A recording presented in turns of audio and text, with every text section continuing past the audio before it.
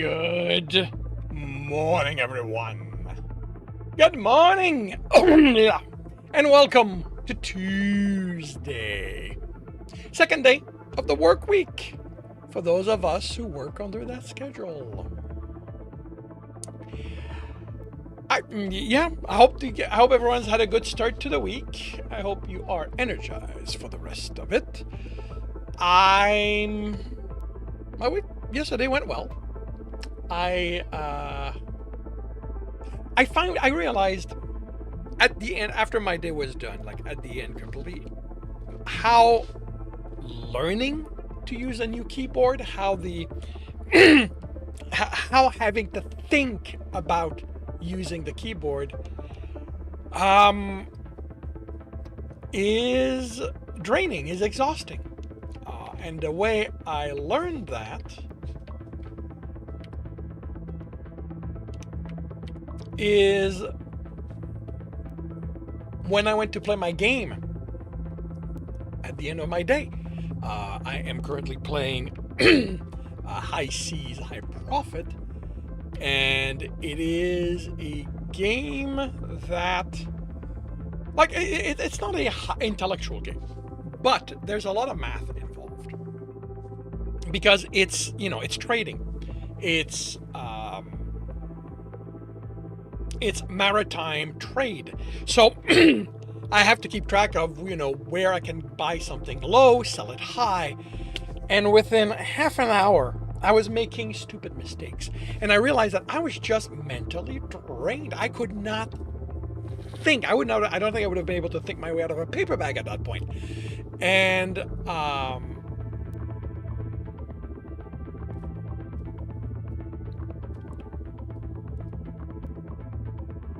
I just, like, I didn't realize, like, it just showed me how exhausting learning something new, even though it doesn't feel exhausting in the moment, can be. So I ended up going into Out of War. Out of War is not, what I call a dumb game, but it definitely does not require high level thinking. At least not at the point I'm at, because it's all about clearing ground. So yeah. Alrighty. Today is Tuesday. Tuesday morning are read and corrects for those who are not used to that. These are when I read chapters from my stories and I correct them as I go. Because I record these, I will ignore the chat while this is happening. And once I'm done, I will address whatever has been said. To ensure that things aren't delayed too much, I will, for one thing, I will fix the layout. Turns out I'm on the wrong one. I forgot to set this up. This is why I got my checklist. Although I noticed it before starting the checklist. So I will confirm my microphone is on. Turn off desktop audio. Oh, that is so interesting. Huh. When it's off, the name changes. I will confirm I am on the correct screen, which is now true. I have the correct image up. Yeah.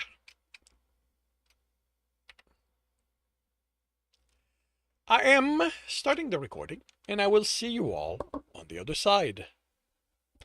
Welcome back to another reading and correcting with me, Kindar, the Tiger Writes, and Ty, the Tiger Supervisor. These are where I read a chapter from one of my stories and correct it as I go. If you want to listen to these live, it's every Tuesday morning, 8 a.m. Eastern Time on Twitch and YouTube. And if you are looking to support me, that is on my Patreon.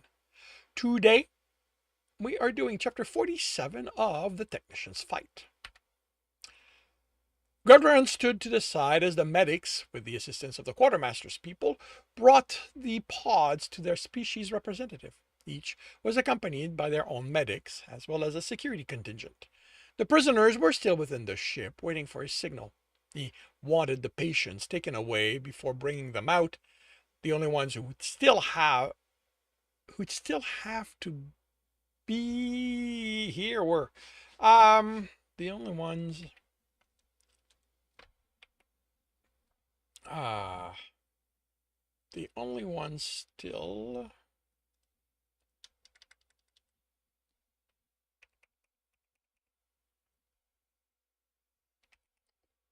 here still here were the Calcarians. The fleet commander had yet to arrive.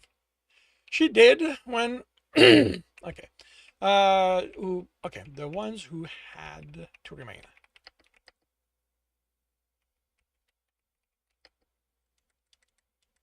Were the Calcarians. The fleet commander had yet to arrive.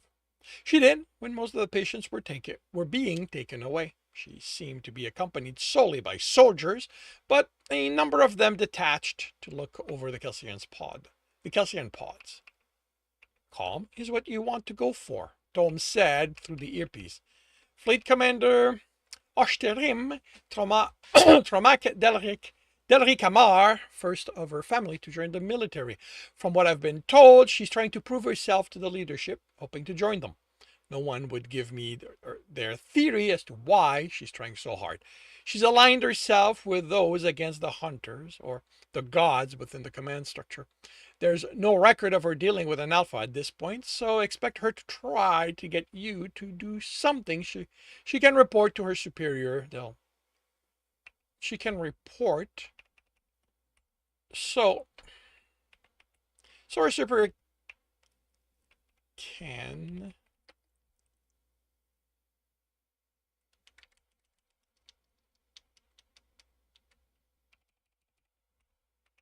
act on it. Which explained her refusal to call him Alpha. Either she didn't acknowledge the rank or was hoping to unnerve him. Fleet Commander, he greeted her. Captain, where are my prisoners? He sent the signal, and they were escorted out. Those who had been accepted by the other species went to those representative, while those heading to Kelser were stopped at a few paces away from him and the commander. She looked at those heading away.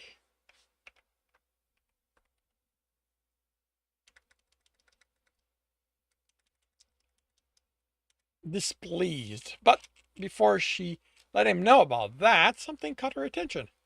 What's that doing here? What are you referring to? The suggestion had been Tom's. Yeah, okay. I see what my co-scriptor was going for.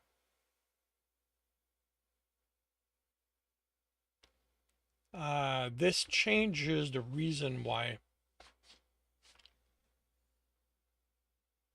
So I'm gonna remove that.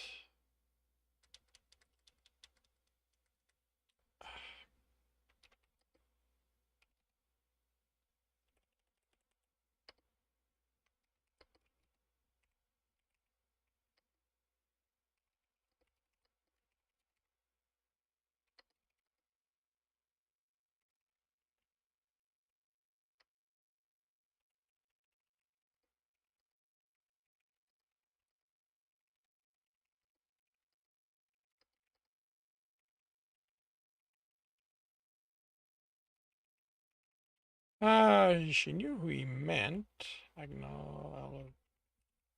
But even if Tom had reminded him not to acknowledge his presence as Run wouldn't.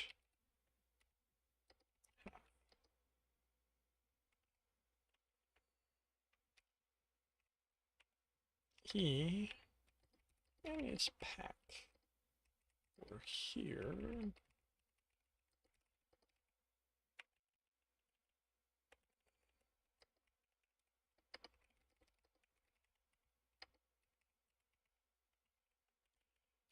As they had been of the hunt, the station.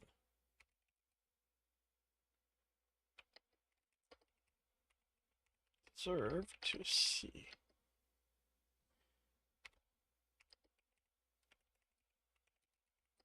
They deserve to see the prisoners off. There's an earther within your soldiers. Don't correct her about that. Stick to what she's looking at. He looked over his shoulder.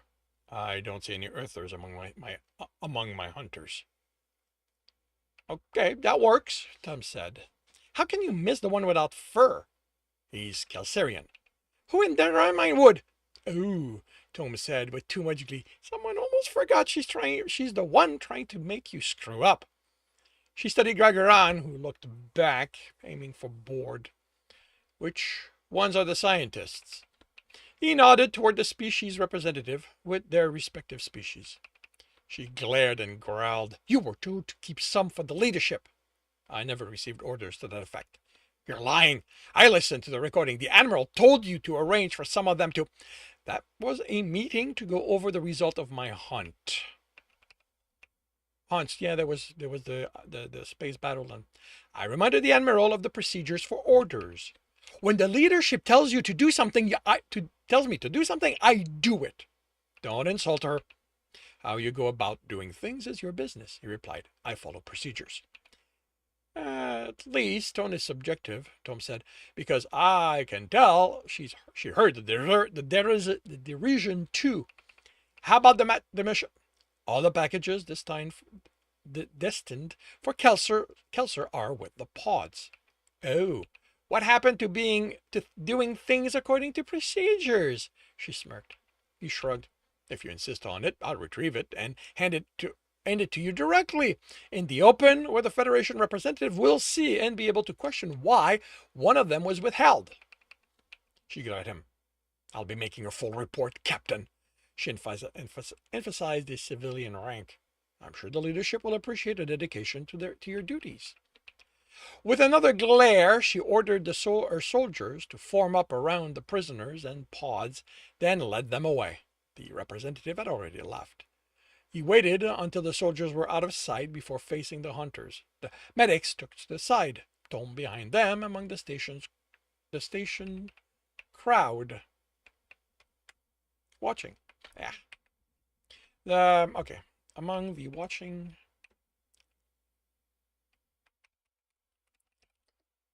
I'm missing. Watching station crowd. I'm gonna learn where that button is one day. You have performed your duties admirably. He intoned louder than needed so the crowd could hear. It didn't hurt to show people hunters weren't soldiers. You have honored the gods in doing so. You can return home knowing they are proud of you. Yes, Alpha, live, for the next hunt may be upon you without notice, and you may find yourself within the forest. We are hunters. We die, so others live. They turned and headed within the ship, where, once out of sight, they would devolve into chaos as they ran to change and go to whatever they had planned for their stay at the station. Jer's head jerked left and right as if enemies hid behind every person they passed. Gregoran tightened his arm around his heart. If it's too soon, we can return to the ship. He felt the effort needed for Jer to still himself. No, I need this. I have to convince myself I'm still safe. It was only part of your training. But it reminded me the Earthers are still after me. I can't let that turn me into a prisoner. Even when they aren't there. I can't be a hunter if I do. Of course you can. Hunters aren't without fears or... I know. It's not what I mean. This fear is irrational. I doubt there are any Earthers on this station, so I don't have to be afraid. And if there were, if they tried it, you're here. I have training. They aren't getting the drop on me and whisking me away without anyone noticing. So I need to convince myself of that. And I can't do that on the ship. He smiled. And you said I'd like where you're taking me. I'm not missing that for figments of my imagination. I think you will. Not long after, they stepped off the concourse and the corridors lost their shine. You know, Jer said with a nervous chuckle, when I said I had to convince myself I was safe, that wasn't a challenge to make it as hard as possible. You're safe. And the place we're going to is tucked away to avoid legal trouble. You're taking me to something illegal?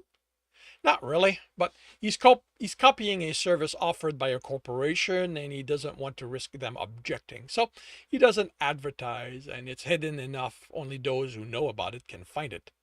And about a decade ago I helped him out of trouble with some of the least pleasant members of the station.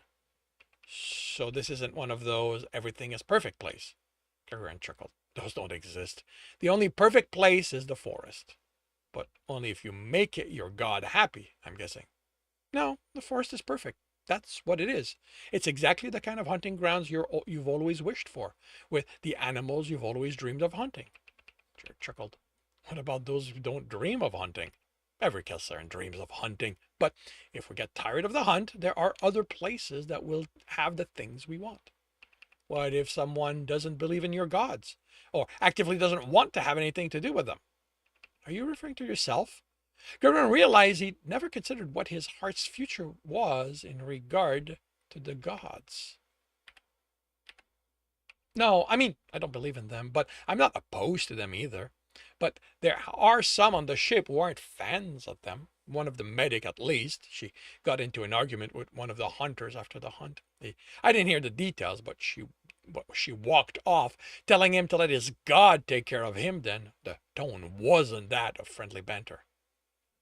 I don't know what the gods have in mind for them. Turk Samian welcomes all of his children back, but he made us have will and our own desires, so he respects that. Ballads have all kind of stories around the concept, but it's one area where I think they reflect more the teller's own belief than what is. I think that, in the end, if someone wants nothing to do with the gods and the forest, Turk Semian will simply send them off to their next life. It's our decision, ultimately, how long we remain in the forest. It's our reward for a lived life, not a sentence with a predetermined length. He nodded toward the door. We're here. It opened onto a small lounge where a heavier set male left a seat, spreading his arms. Kralgeran! They hugged. I was so pleased when you messaged me. It's been too long, he fetched Jer. And this must be your heart. I've heard stories. He hugged him, and Jer stiffened and visibly relaxed before returning it. I'm glad to meet you too. You can address me as Technician Jeremy Bradshaw. How should I address you? Okay, I need to...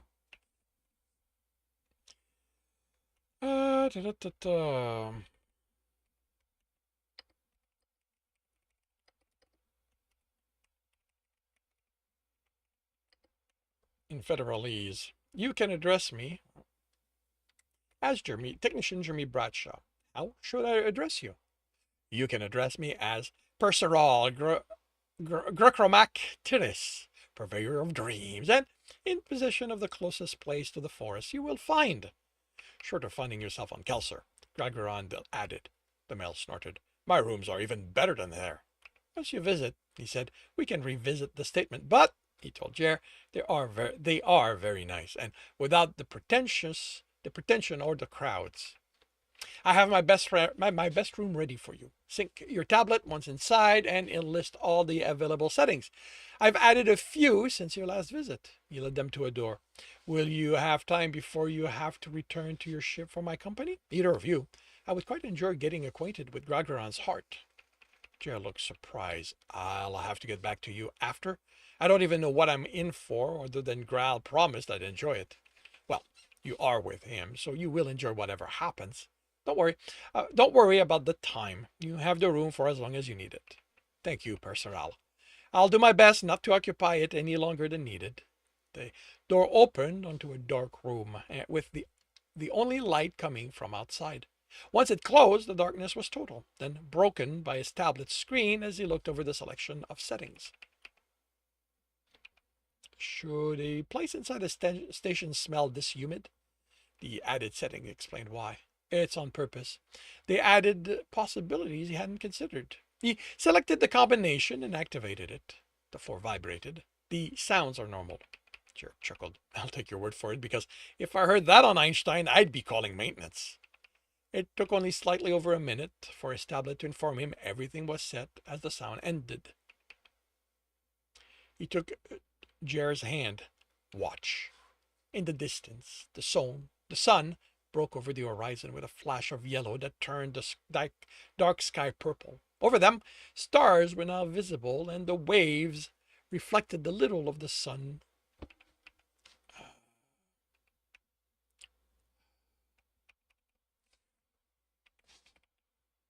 I'm going to change that because I want to keep the visible for the sun.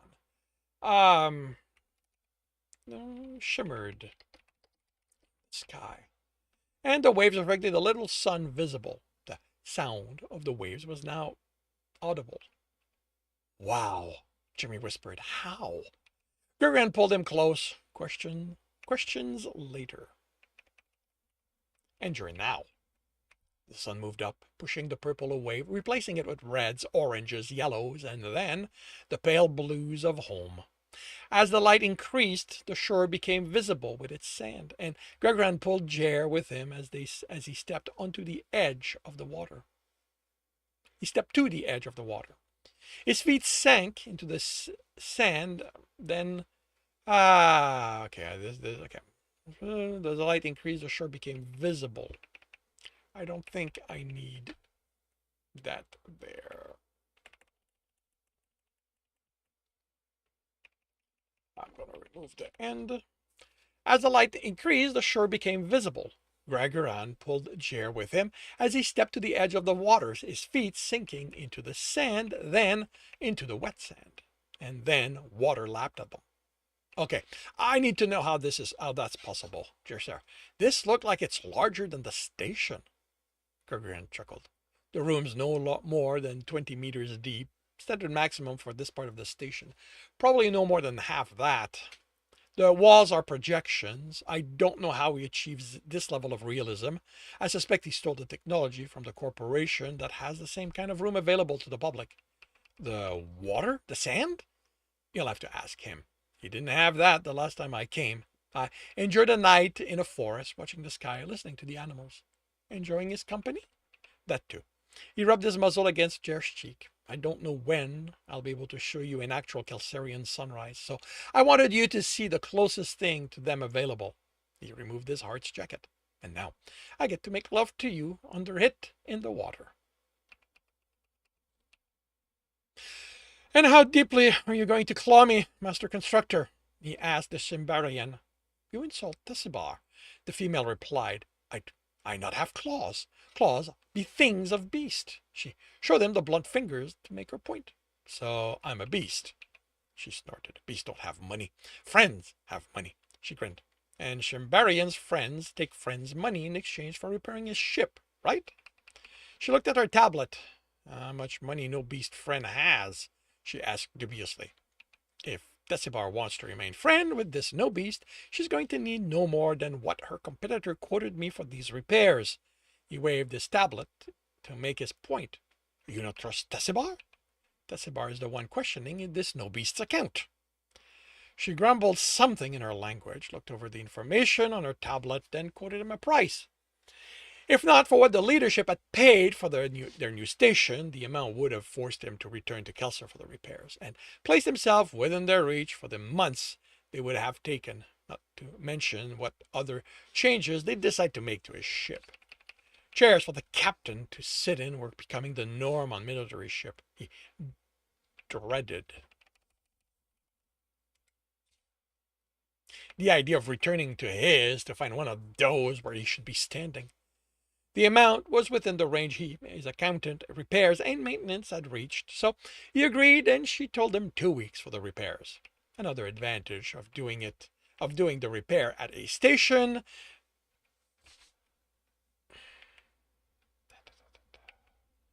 They wanted the berth available as soon as possible. That concludes chapter 47 of The Technician's Fight. If you are enjoying this, please leave a like. If you want to know when the next chapter will be up, subscribe and hit the bell. If you want to read this story, it is available on Ream Story. And if you want to listen to these live, it's every Tuesday morning, 8 a.m. Eastern Time on Twitch and YouTube. Links are in the notes, and with that, I Shall wish you a good day.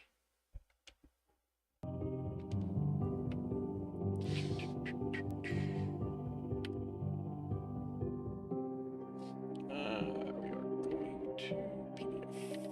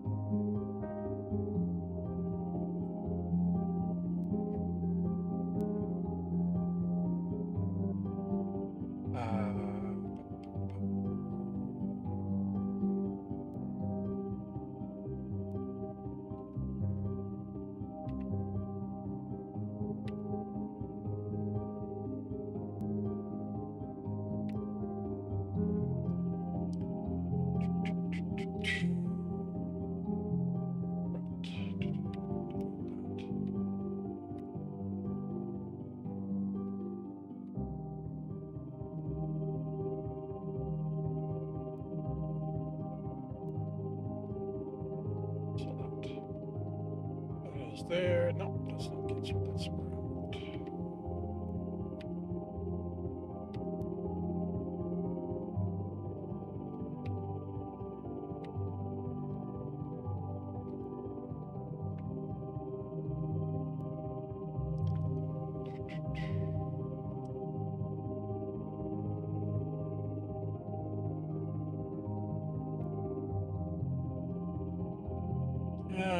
That's for October 4th.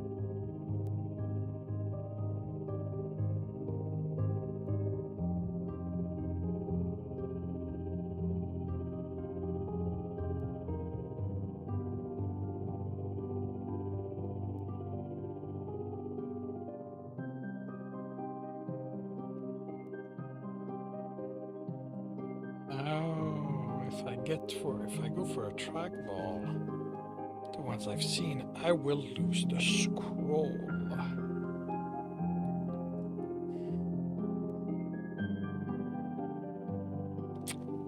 Oh, that would be interesting. I mean, sacrifice.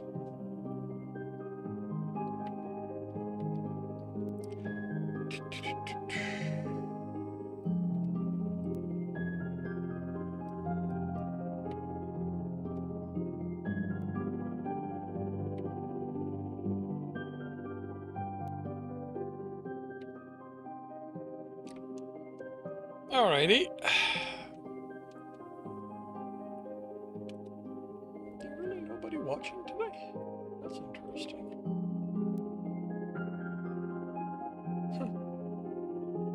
I guess everybody's busy with other streamers.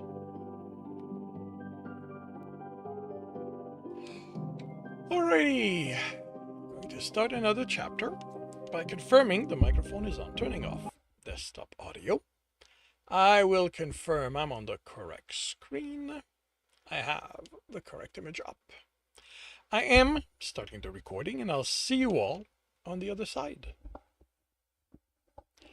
Welcome back to another Reading and Correcting with me, Kindar, the Tiger Writes, and I, the Tiger Supervisor. These are where I read a chapter from one of my stories and correct it as I go. If you want to listen to these live, it's every Tuesday morning, 8 a.m. Eastern Time on Twitch and YouTube. And if you are looking to support me, that is on my Patreon. Today, we are doing chapter 48 of The Technician's Fight. The door buzzed as Jeremy put his shirt on. A tap on his tablet opened it.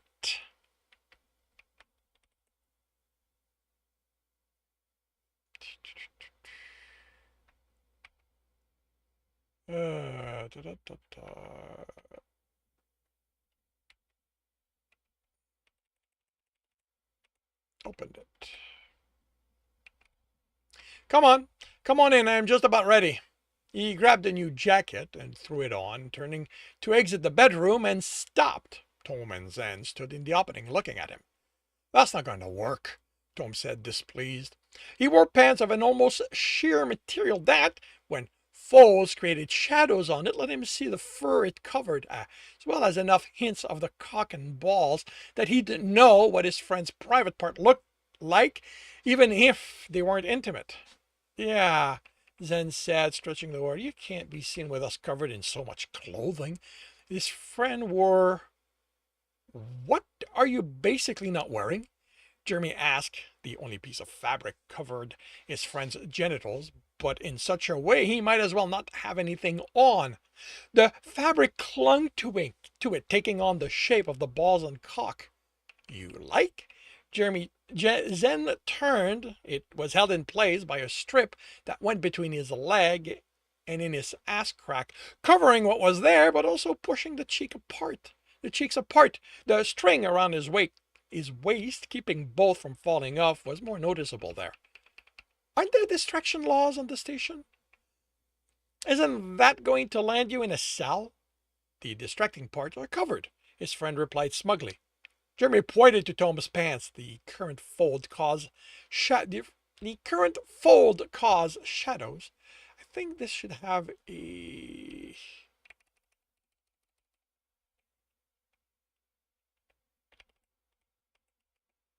Fold cause shadows, only letting him make out the bottom of his balls. That can be argued as being covered. Yours is basically painted on. That wouldn't be accepted, Zen said. The Federation requires even ceremonial attire to be attire, regardless of how we would do it on Kelsier.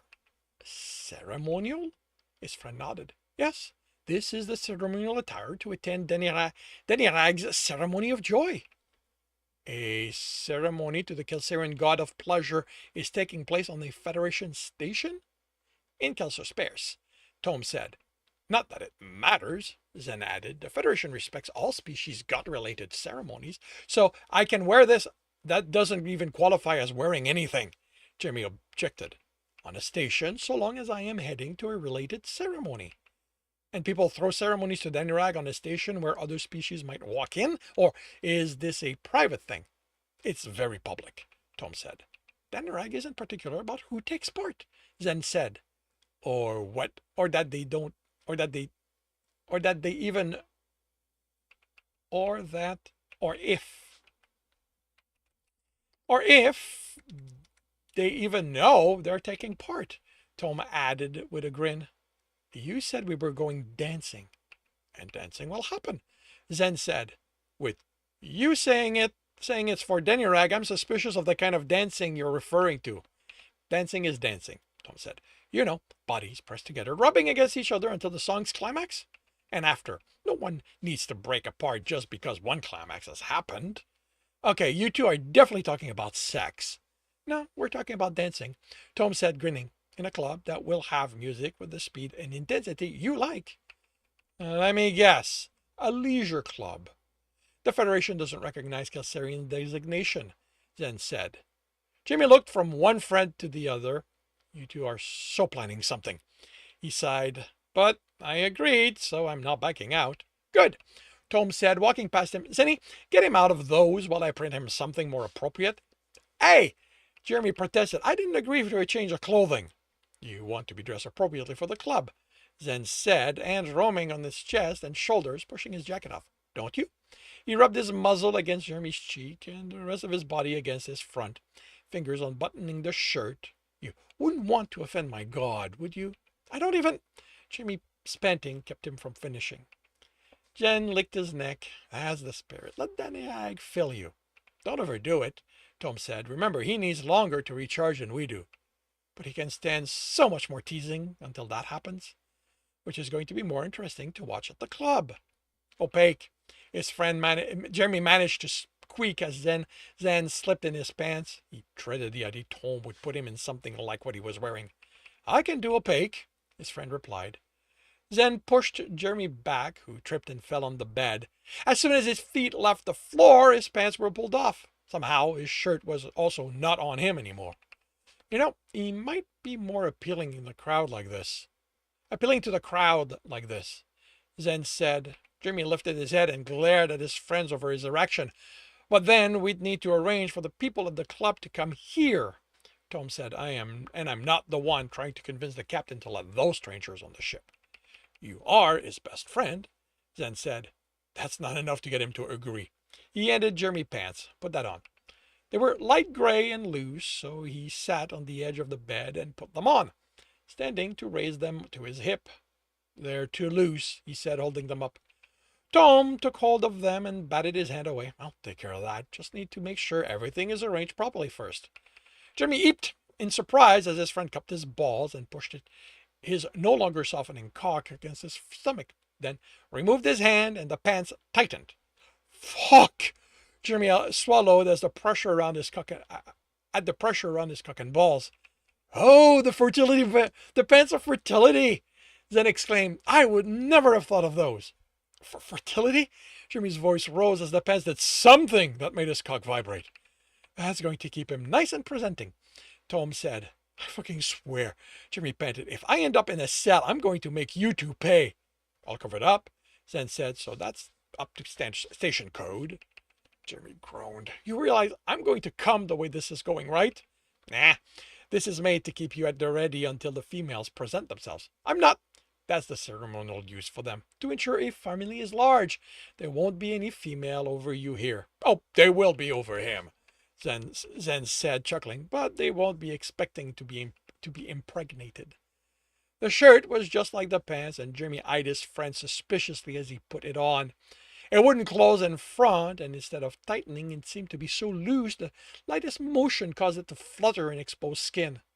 At least let me put my jacket on. I'm going to freeze in this. The stations kept warmer than the ship, Tom said. Most species prefer temperatures around the ones you're comfortable at. Zen pressed himself against Jeremy's hands under his shirt, and I'll keep you warm until then. There's no fucking way we're making it off the ship dressed like this, with your hands all over me. Jeremy pulled the boot close with a foot and slipped it in, daring his friend to protest. Once he had the other on, they left his home. The club wasn't as loud as Jeremy expected for being off the ship, but it was busy, and you said this wasn't a leisure club. A lot of the people weren't wearing anything.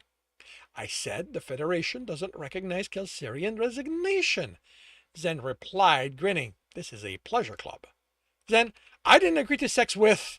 He motioned to the other species. You aren't here to have sex, his friend said. You're here to have a good time, whatever that looks like for you. I'm going to be having sex, a lot of it. No, not as much as him, Tom said, but that's also part of my plans. He motioned again. Kelsarians for me, Tom said. Whoever's willing, Zen said. If I'd known, which is why we didn't give you details, Tom said. Look, there are no Earthers on the station. I checked. This is a cross-species pleasure club.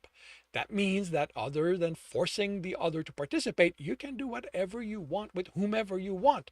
Just let loose and have fun, Jer. Even if it just means dancing for you. At least here, you'll be able to exhaust yourself. I am so making you both pay for this at some point. Jeremy grumbled and stepped deeper into the club. His friends followed him a few steps, then Zen moved to a Radoshi. Not long after, Tom ran a hand along the side of another Kelsarian, and they were moving together. Left to himself, Jeremy found a printer located in a column and cursed. He'd again forgotten to bring his recipes. He found something without alcohol among the selection of Kelsarian drinks. As much as he might be able to benefit from alcoholic courage, he was worried that would end up being the courage to dump his friend and run back to the ship. He studied the people moving to the music while drinking, trying to work out how to start. He'd read up on Federation species enough he could recognize them, and each was distinctive enough he would have told them apart even if he had known their names. What he hadn't looked into was what each looked like naked. He had looked into Kersiteron after Bob signed up on their ship, and it was clear the relationships there were sexual as well as business. Their genitals were surprisingly Earther and Kelsarian-like. A penis for the male, a vagina for the female. Males were larger than either species, so they were bigger there too. Jeremy had felt nothing when looking at them. Jeremy had felt nothing when looking at the images.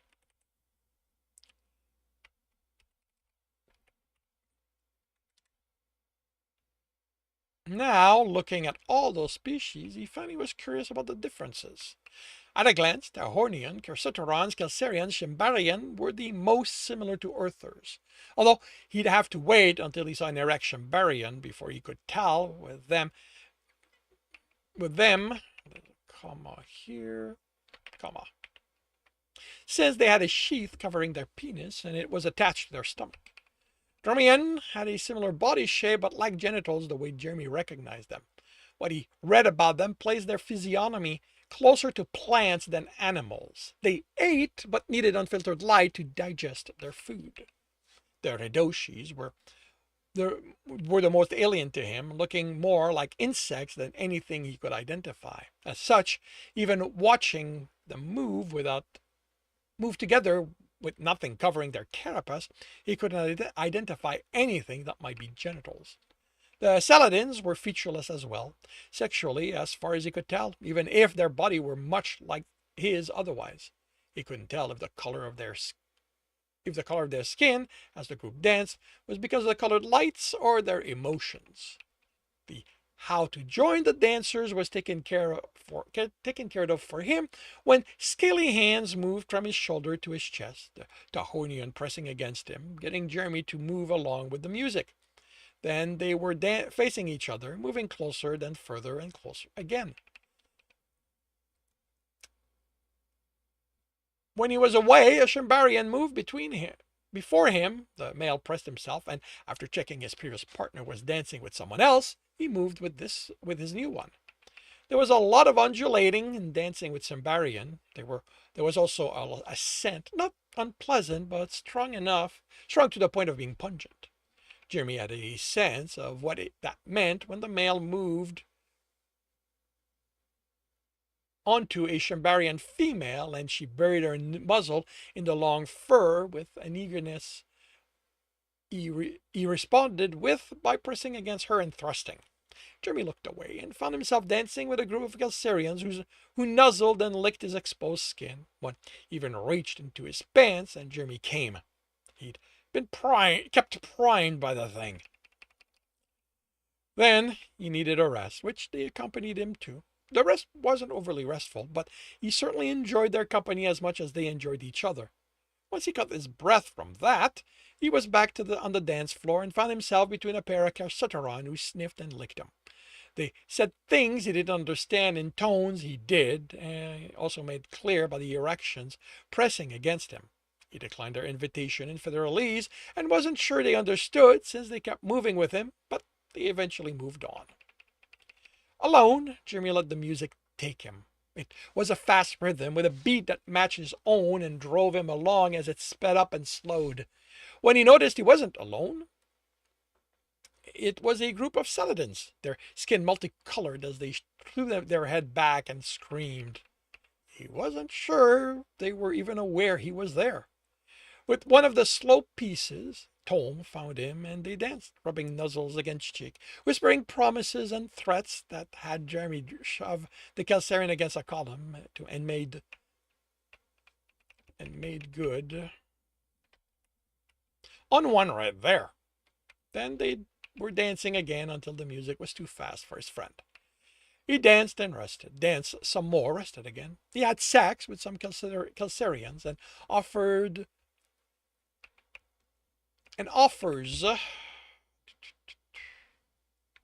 from every compatible species, and he thought a Redoshi, but while it said things that as they moved together, its translator was more garbled than words. When he walked off the dance floor for what he decided was the last time, he found a Gelsarian-designed couch and fell into it. Not long after that, a Gelsarian was there too, and before he protested to the roaming hands and tongue, he realized it was Zen. His friend was undulating over him when Tom joined them, and they enjoyed each other's company for a while, then lay together until a loud piece came on, and they agreed they had had enough. Leaving the club proved harder than walking to the exit. They had to cross the dance floor, and someone kept trying to pull one of them into dancing. Then, when they finally made it outside, they were laughing, and his friends needed to hold onto the wall while panting. "I'm still going to make both of you pay," Jeremy promised. "Oh, I certainly hope so," Tom said, grinning. "I don't think it's going to be as fun." "Don't think it's going to be as fun." "I don't think anything can be as fun as that," Zen said. "I have not been taken in so many different ways in years." "What about you, Jer?" Tom asked. "I smell Shambarian on you." He laughed. I had a few dances with them. One was very forward. I had offers from just about every species, only except the Gelsarians. As flattering as it was, I can't say I'm interested in them." "You have no idea what you're missing," Zen said, grinning. "That's okay. My friends and shipmates are plenty for me." They headed off, stopping at food kiosks to try what was offered. It was a rare time Jeremy saw his friends eat things that weren't prepared chunks of meat they speared with a claw. Meat on bones that reminded him of chicken, but denser. Meat floating in broth. His friends made game of trying to claw, while Jeremy drank the liquid until he could tip the bowl over to get the meat. He had no idea where they were on the station in relation to the ship when a female called out in a derisive tone, "So, you are still using your cock to get people to like you." They turned and Zen lost all his jovialness. The female wore pants and a vest in gray, like the two males with her. "When Father told me you'd be on the station, I didn't believe him." Okay, I think I know how he reached that conclusion. When my father told me you'd be on the station, I didn't believe him. After all, the wretch of a female that your mother isn't here. Didn't anyone tell you me and her parted way years ago? Or is your father so out of favor with your Halanos you didn't hear the Tal's gossip? What's what you say about our father, wrinkled cock? the male on her left said. You need to get a brain augment, Zen replied. Your insults suck worse than you ever did. He turned. Come on, they aren't worth our time. Don't you fucking walk away from me, Xeniel Okalan. His friend froze. When he turned, Jeremy saw an expression he'd never seen before. Restrained anger. Be very careful how you address me. Arianikal Daramal Talhalan. I am family. That I be a Tal on a Tal ship or not. She snorted, and Jeremy interposed himself. Okay, that's enough. You're insulting my friend. What kind of animal did you fuck? She'd ask in disdain. Maybe we should break it, the male to the left said. See how the Ock likes it. Then tell them that if they don't watch what they say about you, I'm going to make them pay. Jer, Tom warned, we can't fight on the station. Fight? The other male said, rubbing his hands. Oh, I am so up for that. There's a private room not far from here. Jer, Zen one, you don't want to get mixed up in this. Short name? Oh, I definitely want to watch his expression when Weakly's little toy to shred. Then I don't let my friends be insulted, and they have no idea what I can do to them. Tom, what are the legal dangers of us fighting in a private room? His friend hesitated, looking at the people facing them. The station doesn't intervene in what happens in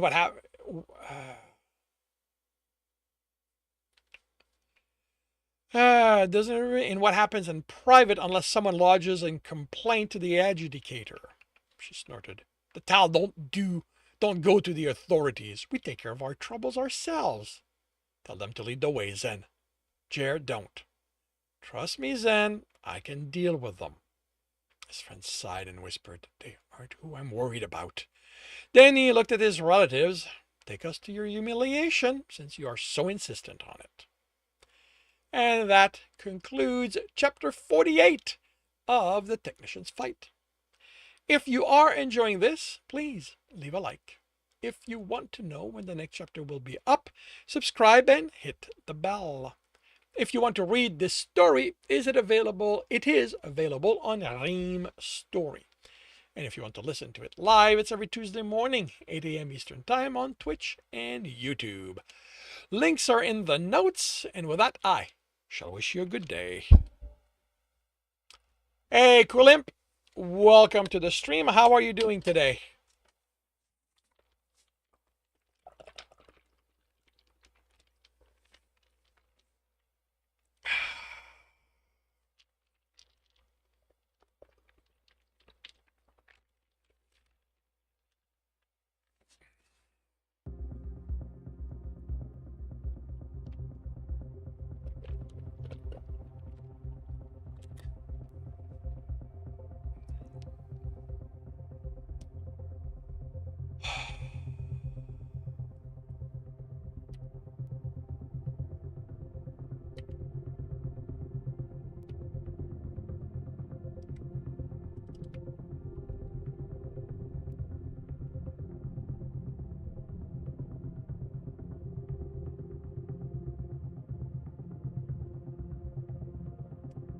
Looks like you're gonna crash. Oh, no. No, you did not crash. Neat.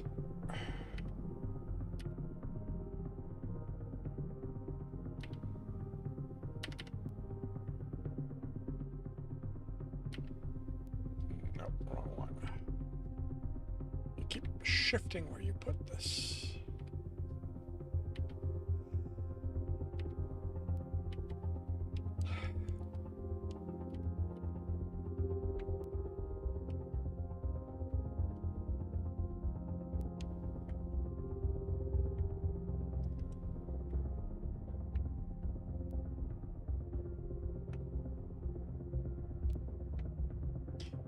That's interesting.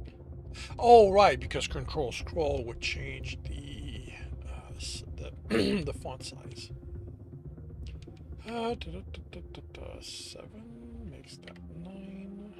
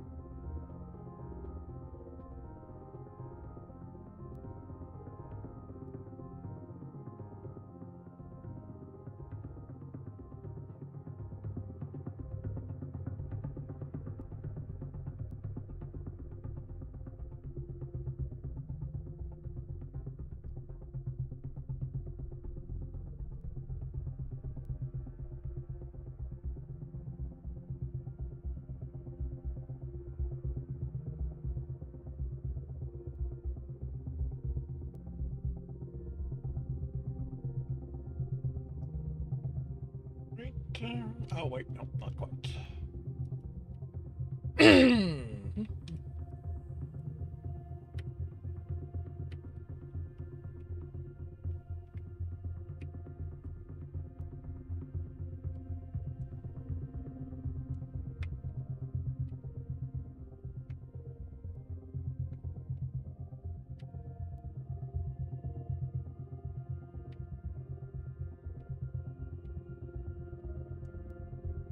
Hey, Angel! Welcome to the stream. How are you doing today? I am doing well. Thank you very much. Getting used to the new keyboard. Uh, I expect. Well, I can't position it fully for comfort because the cable connecting both halves is a foot long, and that's not enough enough length. So I've ordered a longer one. Should arrive this week. And once I have that, I mean, even now as it is, it's usable and I'm getting used to it. There's just a certain level of discomfort because I still have to twist my hands a little bit. And once I have the slack to make all the adjustment I need, I'll be able to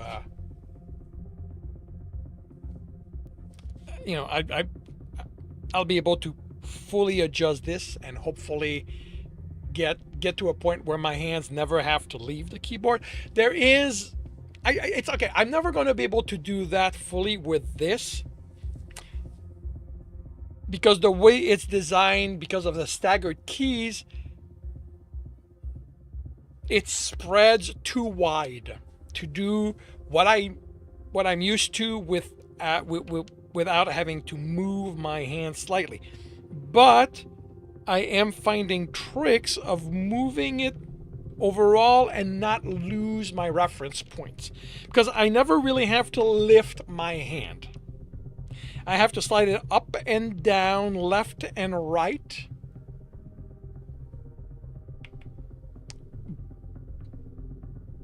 But since I don't have to lift it, I never lose track of my reference points, and that's good. On this side, the main issue I have is that I don't have anything to rest my hand on. So my shoulder gets tired. But that's more about it not being used to that because it's always had something to rest on, and right now that's no longer there. Once it's fully adjusted, I'll see about giving myself a rest there, or maybe not. Like what I might do on that side is something that I can rest my palm on because that would elevate my hands, and this one doesn't have to move as much. Like that, the left side is a little narrower, so it's a lot easier to not have to move my hands on there. But you came when I read, didn't want to disturb you. Well, thank you very much. As I've mentioned before, well, like if you had said something, I would simply have waited until I'm done recording to respond.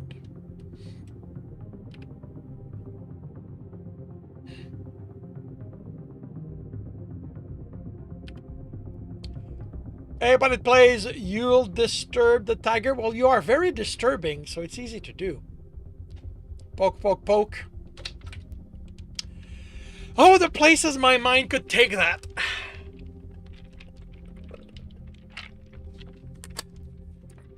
In certain communities that I'm in, that is one hell of an invitation.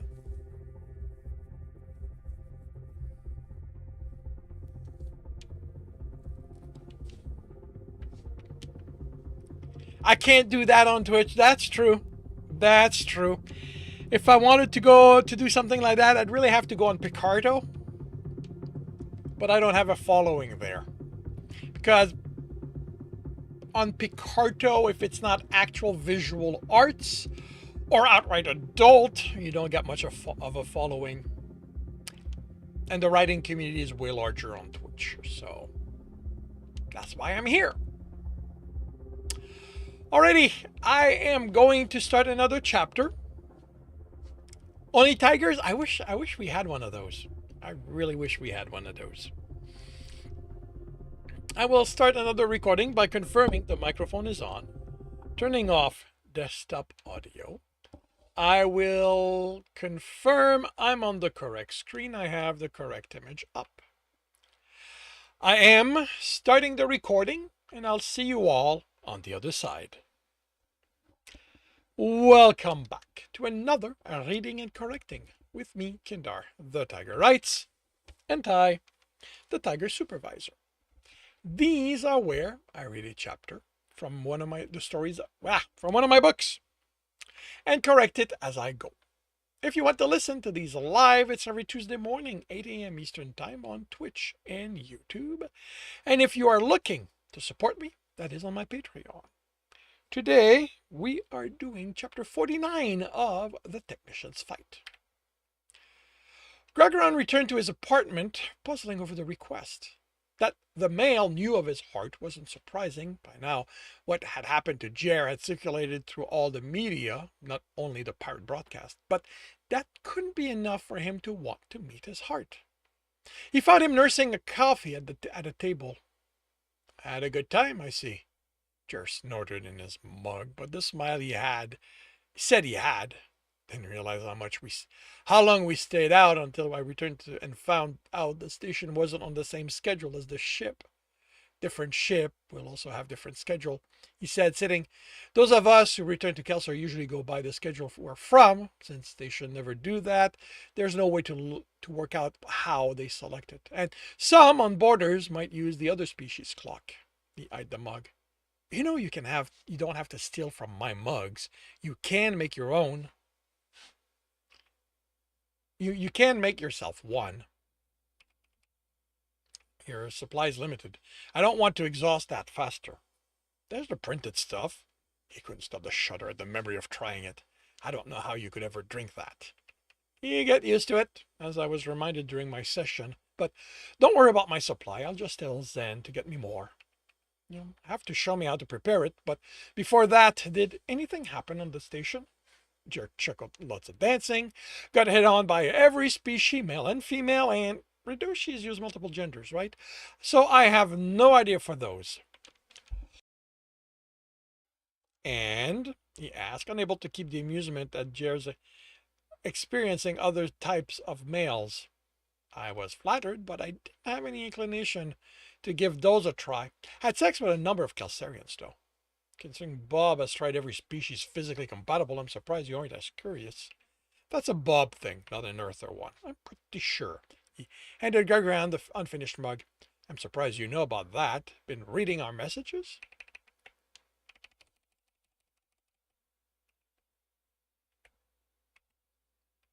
A shake of the head before a sip. Since he came to the Federation on my ship, it's tradition to keep the captain of what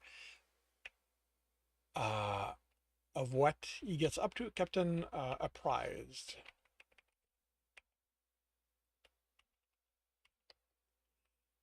That doesn't feel right. Apprised.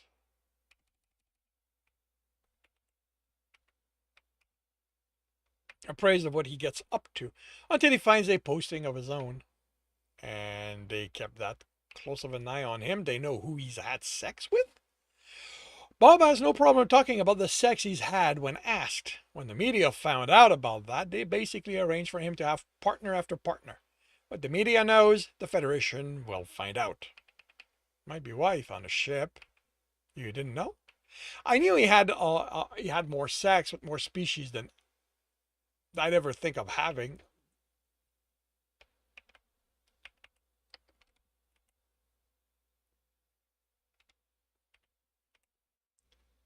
Than I'd ever think of having, but he never mentioned how it came about. I figured that as the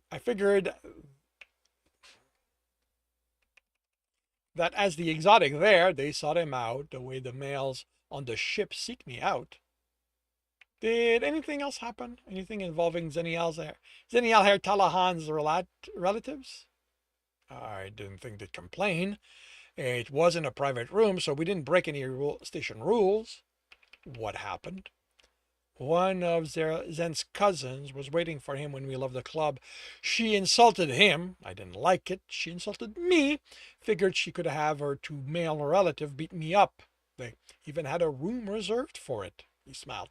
They never fought an earther before. Gargan nodded, finishing the coffee. It explains why he wants you there. Who? There. I'm not sure how to explain the role he plays in their family. Helenos? Zen said that makes him the Halan equivalent of an alpha. He makes all the final decisions among his ships. I didn't get all of it because he said his mother's also Helenos, but they're both from the same family, the Tal.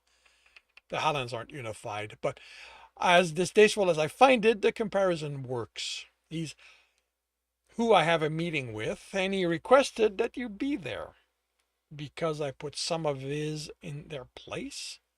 Is that going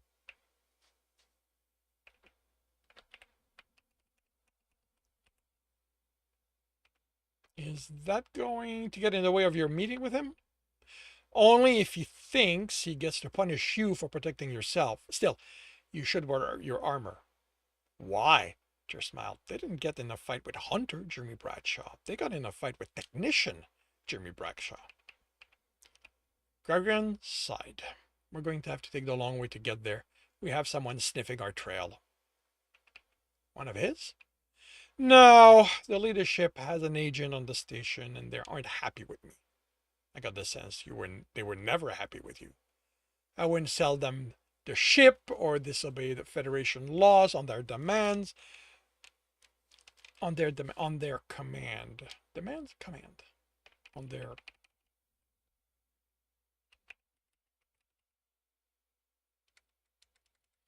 their commands, so they're more unhappy than usual. I didn't put the ship on the market, so they're wondering what I'm planning. And if they find out you're meeting with a Halan, it isn't going to look good for you. They already know I have business with them. It's one of the things they use when arguing for the Hunters to be brought under their control. We associate too freely with criminals to be trusted. My worry here is that this agent will get in my contact's way, making it difficult for him to assist me. How do we lose them? Gargan placed an earpiece in. First, I need to make sure I have better people in place to interfere with the sense than they are following. He tapped the code before contacting the ship. It would warn the Hunter on the board. The call was probably monitored, and they would route it through programs to prevent anyone from listening in. Secure, Alpha. Hunter Central. Hunters, Alpha, what do you need? Packs around my position to get in the way of trackers. Military train, I've spotted 3. Military means they're in the station security. I'll have a pack on that. Do you need to be directed to black zones? I prefer mixing my scent with the crowd. I have 3 packs. I can take off recreation on deck 7, block 18. I'm 3 decks above, 7 blocks spinward. Well, have control of the sensors by the time you get there. Any update will be coded to your tablet. The connection terminated and he took the earpiece out. Time to play Lose the Hunter. Won't they realize what we're doing? That's the point. We want them to think we're focused on evading them so they won't expect the interference when it happens. I can take off if you need me to. We want them to stay with us when they can. He hurried a space. One soldier matched it, the other fell back, while a third closed the distance. He scanned ahead by the left. Can you tell the Kelsarian who's part of the pack tracking us? Really? Jer replied, scanning ahead. You're going to turn this into a lesson? Life is there to learn from it. I swear, you guys are just making those up to convince me they're all part of your god's plans. And no, I can't tell any of them apart. I'll say the couple with the cubs probably aren't it, but that leaves 3 standing alone, basically waiting for someone or a lift. Female, tan fur, ripped ear, black pants and silver vest. How can you tell?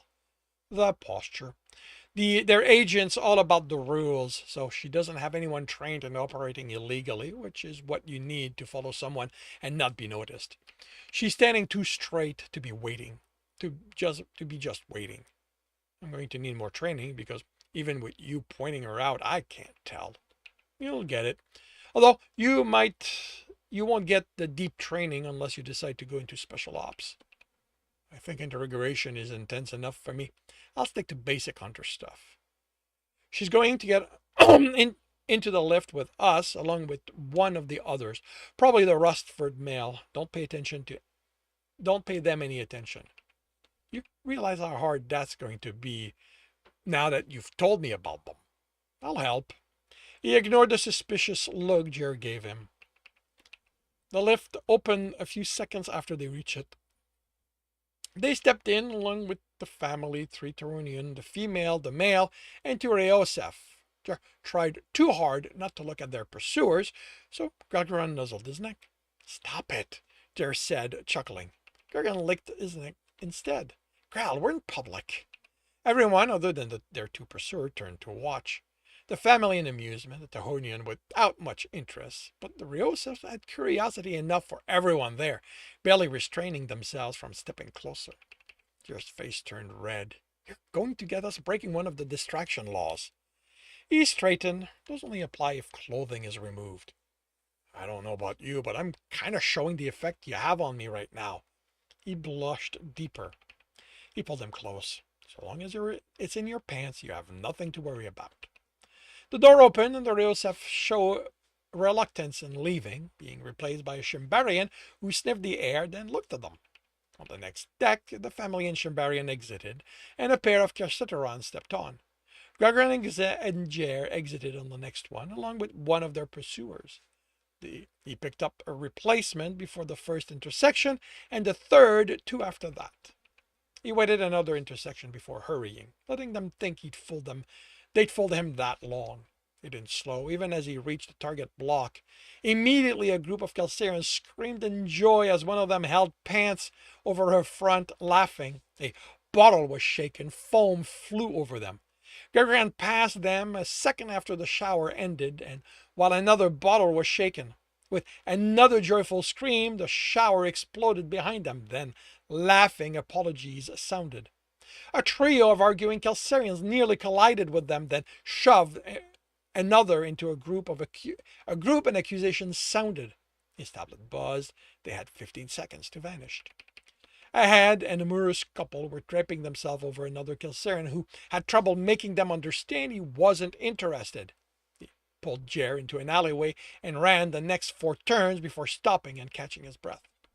I recognize the one shaking the bottle, Jer said. I'm guessing the other disturbances were also to help us? He nodded, still too winded to speak. We're going to have to stay into the alleyways until we reach a lift, he said. Once he regained his breath, the military will be kept out of the sensors, and there's too many lifts and decks for them to cover all the possibilities. We need to go up 7 decks. Is this making us late? Yes, but if he doesn't understand the need, he doesn't deserve the position he occupies. Unlike the previous meeting, this location felt appropriate.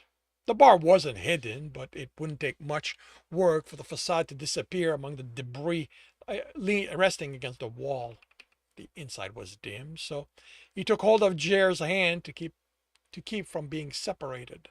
Before he could ask, the female Calciterons behind the bar pointed him to an alleyway, where there he saw a Calcerian male leaning against the wall by the door.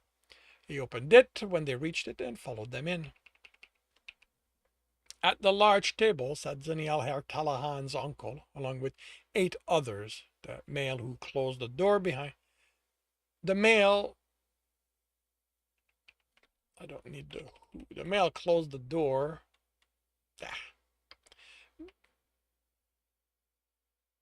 Oh, wait, no, I do need it.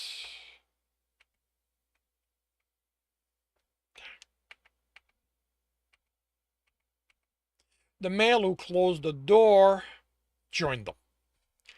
They were all too old to fit how Jer had described the 3 he'd put in their place. Forgive the decor, It's my first time at this station. No one owes me. He motioned to the two seats opposite him. Gelsarian designs this time. Gurgron didn't move. I need to know why. I need to know why you asked Jer to be present first. If it's about the fight with your relative, plural, we need to settle that first. That's why, but I hold him no animosity. Someone needs to remind the Cubs they aren't as strong as they believe. I was just curious as to the monster they described. You're my first Earther. You aren't as monstrous as they made you sound. I only did what I had to because they insulted my friend, Jer said in Federalese. My nephew. I have to say I'm surprised he engenders that kind of loyalty. His reputation is undeserved, if that's what you think, he said, anger slipping into his voice. Jer squeezed his hand. I guess that's possible. All the stories I've heard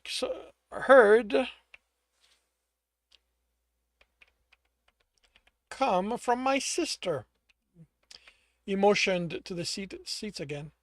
Is the situation resolved to your satisfaction, heart of the monster? Really? Jer asked, and Growl squeezed his hand again. I'm trying to be less insulting than I was during our last meeting. I said how you can address me then. Yes, but what kind of Alan would I be if I just did that? And how can I address you? Jeremy asked. The male smiled. You can address me as Halanos of Tal, Rortomal Gravik Sel Samyan. And you can address me as Technician Jeremy Bradshaw. And can I interest you in a shortening of our names? Jer looked at Gralgaron. The male smirked. You need his permission? I'm more interested in how insulting I can be towards you in telling you to go fuck yourself. The male laughed. He has claws, and he's more willing to show them than you are, Captain. Sit.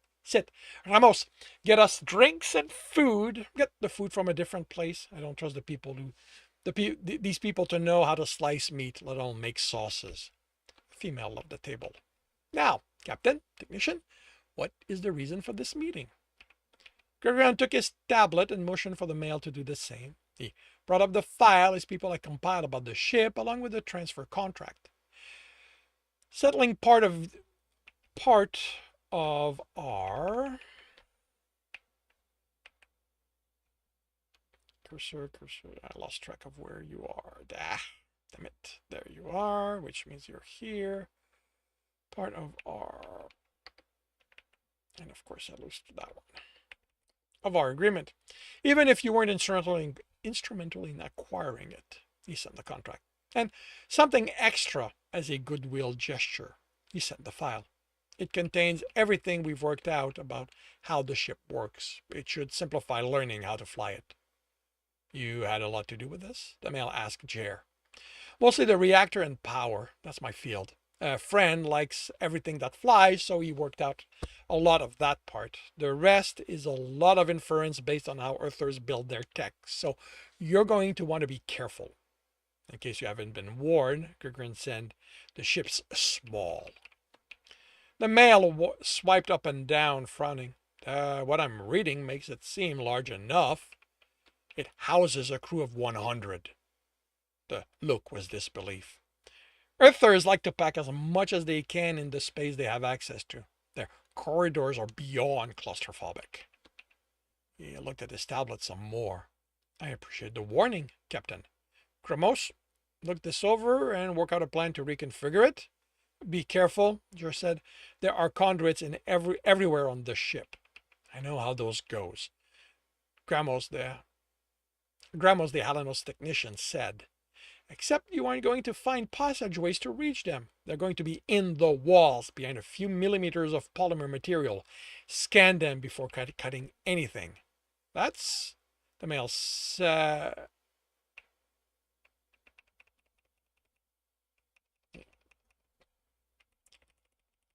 The male couldn't seem to continue. Uncle, we're going to need someone who knows more about that tech than what's in here if you want this done in anything resembling reasonable time. Any idea where I might find someone like that, Captain? The Halanos said, smiling at Jer. No. He looked at Gagarin.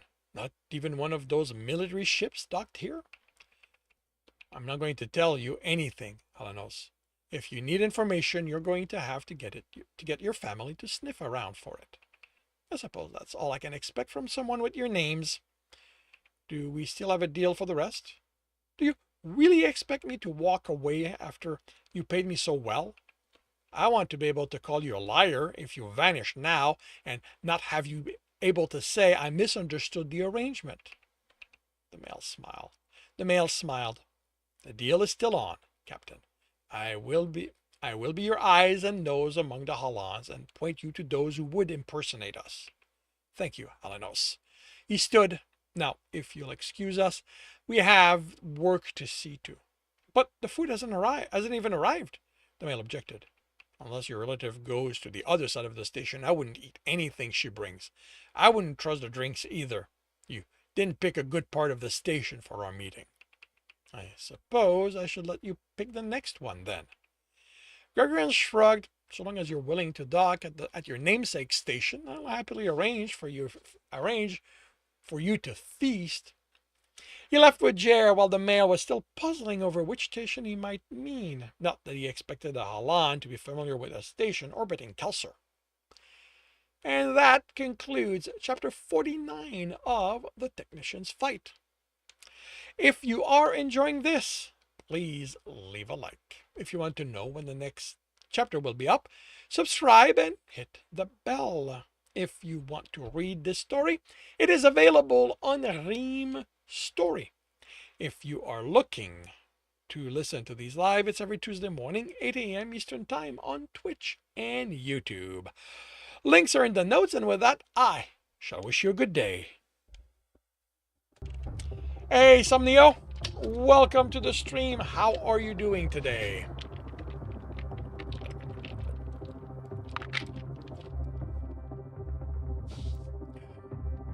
You are okay. Glad to hear that. I'm doing well. Thank you very much. Having a nice morning. Slowly getting more comfortable with the keyboard.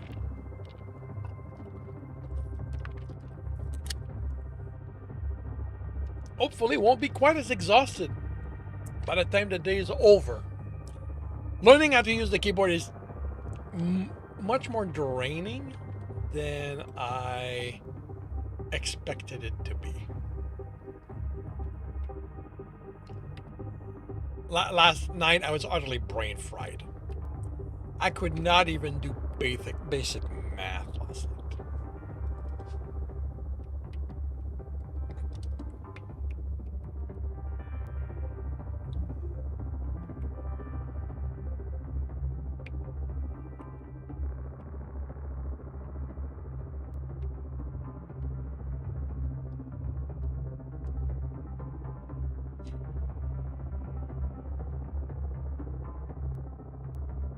And what are you up to today, Somnio?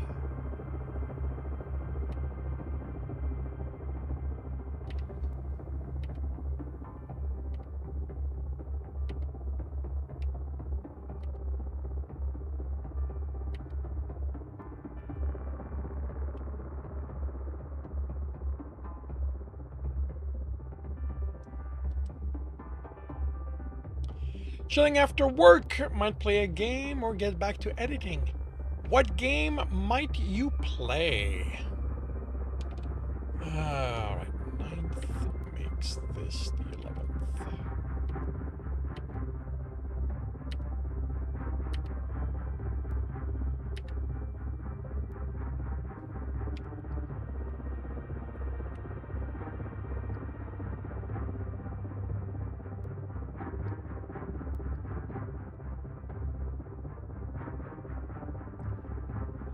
Raft with a friend, but can't stream until you get a new PC. I hope that goes well.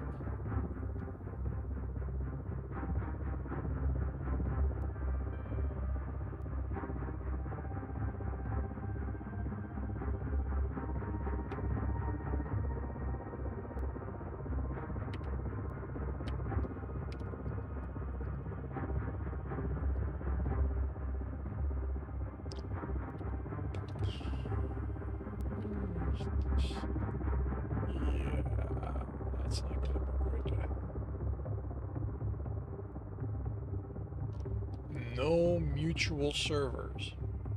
Who the hell are you? Is there anybody with a name like that in the chat? Nope. Oh well. Really? Failure?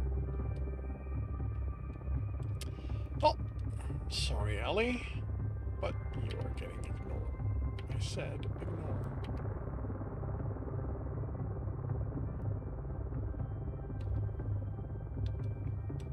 Alright, well.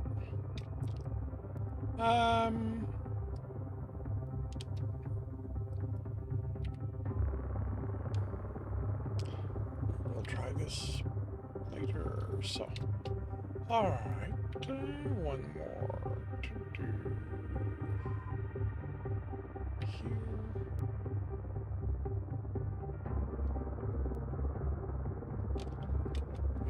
Let's adjust that.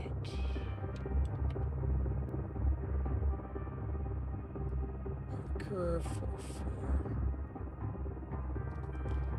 And I'm going to.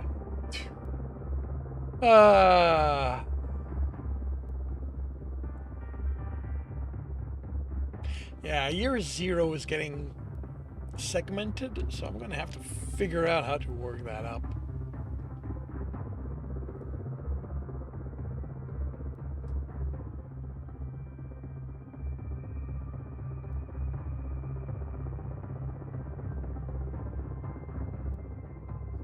It's going to be interesting once I do year 1. Because while it should not be segmented, it's gonna, at this point, it's going to be written out of order. So I'm going to have to figure out a way to do the numbering system so that by the time it's the chapters get posted, if somebody just download the chapter, the names will put everything in order. And I don't know how, I don't know exactly how I'm going to do that. I have ideas, but I have no idea if they're going to work.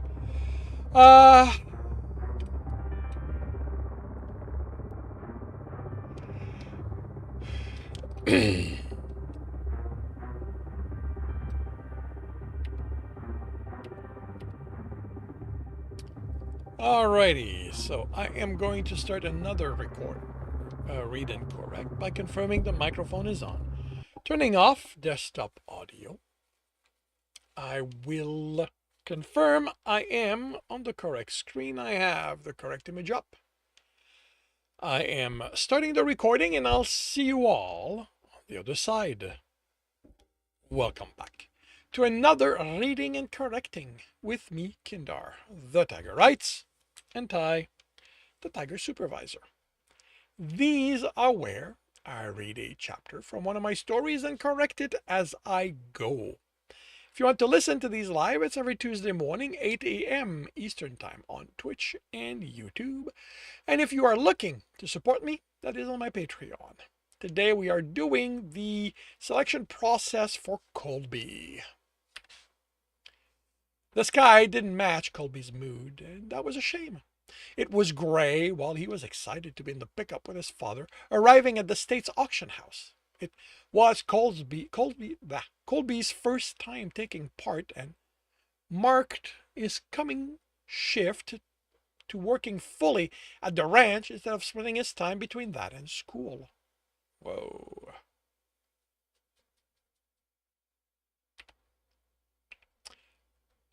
He didn't mind school. He understood it was important for him to learn the basics of the world, although why what happened hundreds of years ago mattered always escaped him. But he was a rancher, like his father and mother, his brothers and sisters, his uncle and aunts. Rowling was a rancher unless they were too young to work in the field or too old. And that, he wasn't one of the Rowlings who'd make decisions. He didn't need much of an education. The pickup stopped next to another, and among so many others, the parking lot could be for a car auction instead of a livestock one. Other ranchers gathered by the building's entrance. Colby was awed by its size. Concrete block wall about 3 times his height and stretching left and right far enough the walls looked to shrink to his height. He knew that was just an illusion. Perspective, the art teacher called it.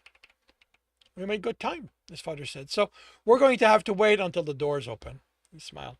It's going to give you time to meet the competition. Colby shrugged. He didn't mind waiting. Most of his life was spent waiting for class to end so he could return home and work at the ranch, waiting for Greg to look his way so he could smile and hope the hunk would figure out why, waiting for his family member to stop talking so he could slip in a word or two. But he'd given up on that years ago. Rawlings just loved to talk. The March day was chilly with the sun behind the clouds, so he was glad his father had insisted he bring a jacket. Better having to carry it than ending up freezing your balls off. Rolling men aren't meant to lose those. Colby had chuckled at that. The men in his family were certainly stud material, considering how many children each family had. There hadn't been a need to hire outside helps.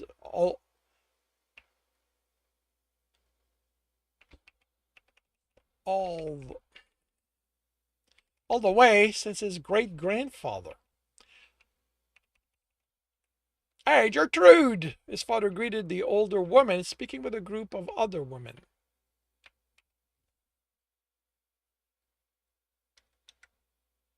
Ranching was chiefly a man's world, so the few women competing in it stuck together. Well. If it isn't Gav Rawling, she greeted back, tone dripping with more disgust than Colby ever expected from another rancher. They were competitors, but they were ranchers first, and if there was animosity between the two ranch, Colby would have heard about it no matter how discreet it was. No one in his family could keep a secret. And who's that? She asked with a little less dripping. Gavin pulled Colby to him. That's my son, and the pride of the ranch. Colby, Major Trude McCarty, witch of the bulls, bitch extraordinaire. Colby stared at his father. The man had worked hard to instill respect of everyone in him, but especially women. For him to use that kind of language was... Gertrude burst out laughing. You always had a way with words, Gav. She tipped her hat to him. Pleasure meeting you, Colby. He returned the tip uncertainly. Ma'am? She narrowed her eyes. You sure is one of yours? Awfully quiet for a Rowling.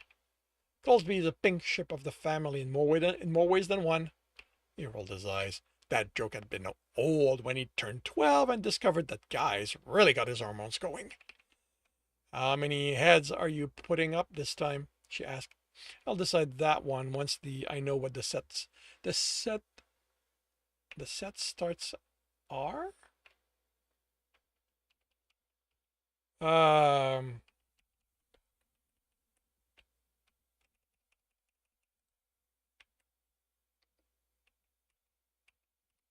The start prices are at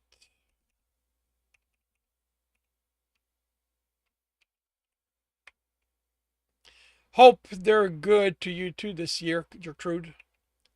Colby accompanied his father to other ranchers and was introduced. His lack of verboseness was commented on each time. Colby didn't mind. He'd grown used to being the oddity in his family because of it. Okay, Matt Hardcastle asked. How many does he make? Colby's my 9th kid. His father answered. How the fuck do you have 9 kids, Gav? The rancher asked in dismay. I have 12, and if I have to explain how kids are made, Matt, I'd like to know where the 3 of yours are from. How do you find the time? I don't find the time for that, Matt. You make it. I'd hope my wife enjoys his company more than we do. I'd hope his wife enjoys his company more than we do. Hercule Barrera commented and got the finger in return. The old man nodded to the TV station van to the side with people taking out equipment. They're going to broadcast a circus yet again. Why'd they bother? I'll never get. It's called entertainment, Herc, Matt said. What the fuck's entertaining about watching a bunch of men and women? His father interjected. Whatever. What's so entertaining about us bitching about being robbed by the state again? Some people dream of being ranchers, Matt said. Why? The old man Barrera replied in exasperation. It's spending your days wrestling cattle, your night in pain, and your any other minute trying to find the money to keep going. Colby didn't comment. He enjoyed wrestling the occasional rambunctious bull, and the rest was his father's job. Well, not the pain. Gavin made sure everyone did things safely on the rolling ranch. Injuries were expensive. Honking had them look to the parking lot entrance as 6 pickup careened on. Oh, fucking tell me we aren't having a bunch of newbies screwing up the prices this year. Old man Barrera muttered. There's an extra R here.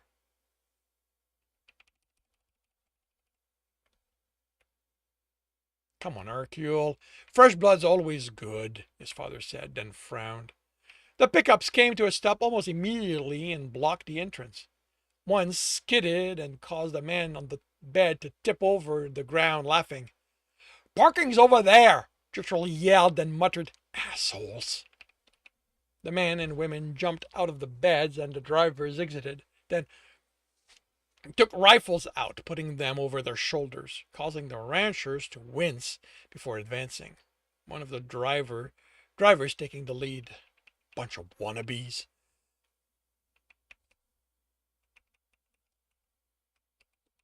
Matt said.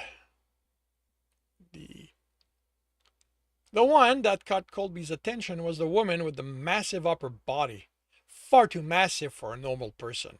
It didn't mean anything by itself. Not every parahuman with a visible change had power to match that change. But the fact she wasn't holding a rifle where everyone else did made her stand out. Not everyone else. The man who stepped out from behind her gave her a smile like his father gave his mother, also didn't have a weapon. Smile like his father gave his mother, also didn't have a weapon. Howdy, folks, ladies, the man in the lead said, stopping 100 feet from them and tipping his hat to them. Fine day for business, ain't it? The man smiled as much as how the people with him putting their rifles in front of them caused the mood among the ranchers to shift. Only the words were pleasant among them.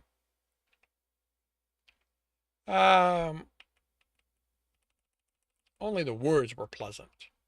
It might be, Gavin said, taking a step forward, depending on the kind of business you're looking to engage in. I'm engaging in the lucrative kind of business, the man replied, smiling. Ain't any other kind, ain't that right? Good business never needs weapons in the open. The man looked over his shoulder. Well, I said lucrative. Never claimed it'd be good business for you. See, I figured a lot of successful ranchers like you setting up to bid on animals have to bring money with you. And you know what? This is dialogue the guy speaks off. Money you're going to give me unless you want my associates to make use of those weapons on you. Son, Gavin said, you know anything of how ranching works? I know there's millions in it, and today I'm getting my share. Where the fuck do you get your information? Old man Barrera demanded. We haven't brought cash to these since I was a kid. Bullshit. I watch documentaries. I know the kind of money involved in running a ranch. Money that's never in a bank.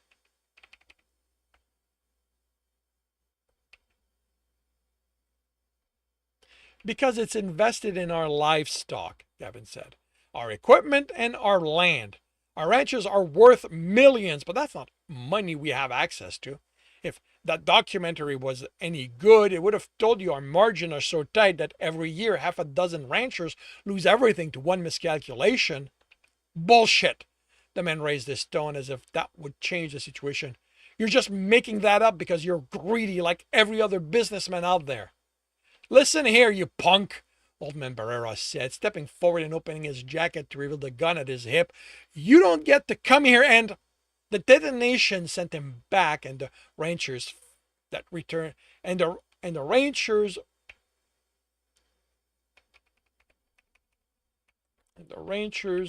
returned fire. Colby stepped before his father, his back to the robbers, and felt the bullets hit. He wasn't worried. He discovered he was bulletproof the year before when Jambalaya was shooting cans while he was cleaning the field behind it, and she missed. Cover! Gavin yelled, and Colby stayed with him until they were behind a pickup. Strong woman, Colby said, and then, as a blast hit the concrete wall, blaster. Fucking parahumans, someone said. Colby looked over his shoulder, over the pickup in time to see the woman lift a car over her head. The others had taken refuge behind their own pickups. He ran in her direction as she threw it and punched the car. That it wrapped itself around him from the impact, instead of being sent another direction, baffled Colby. He wasn't much for television. He had too much to do on the ranch, but he caught sight of the captain's strength show that Tommy liked to watch. In that show, anytime the captain batted something aside, it would hit. So it wouldn't. So it wouldn't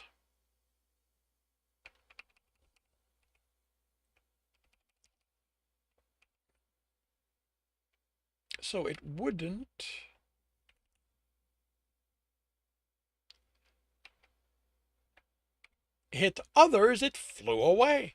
Here, his fist had sunk into the grill until it hit something harder, probably the engine block, and he'd been pushed back, sliding as the car moved around him.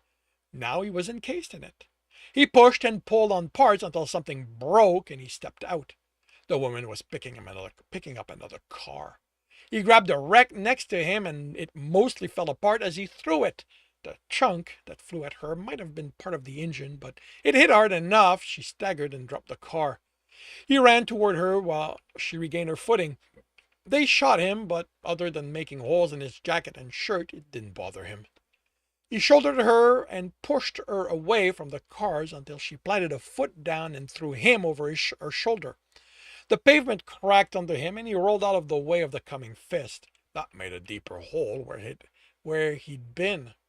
He punched, but unlike the bulls he needed to teach not to headbutt him, she didn't stay in place, so he was off balance. She kicked him and he hit a pickup.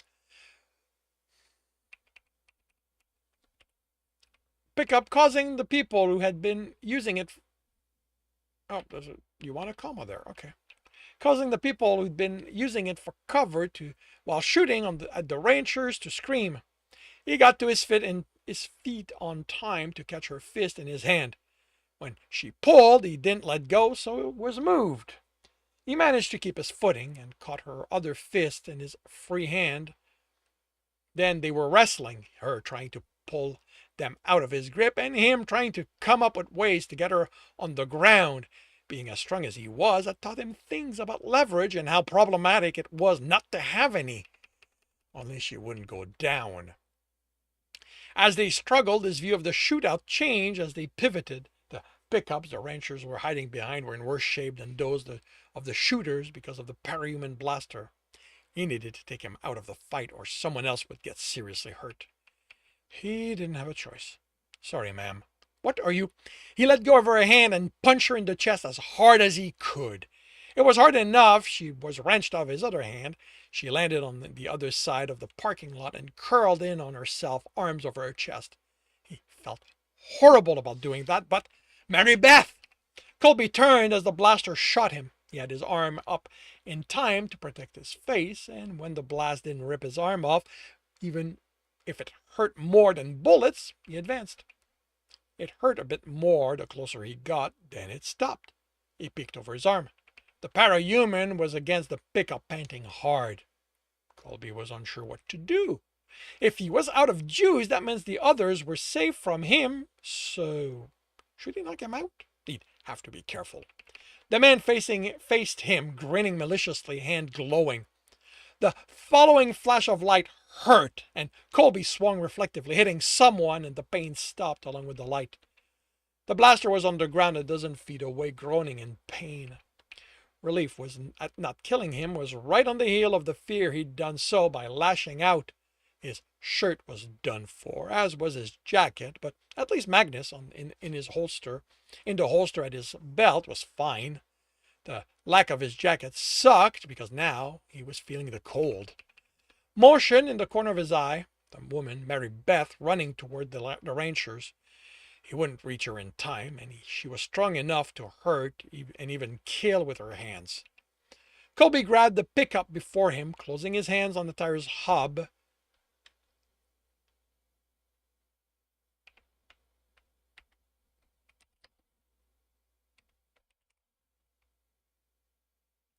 Um,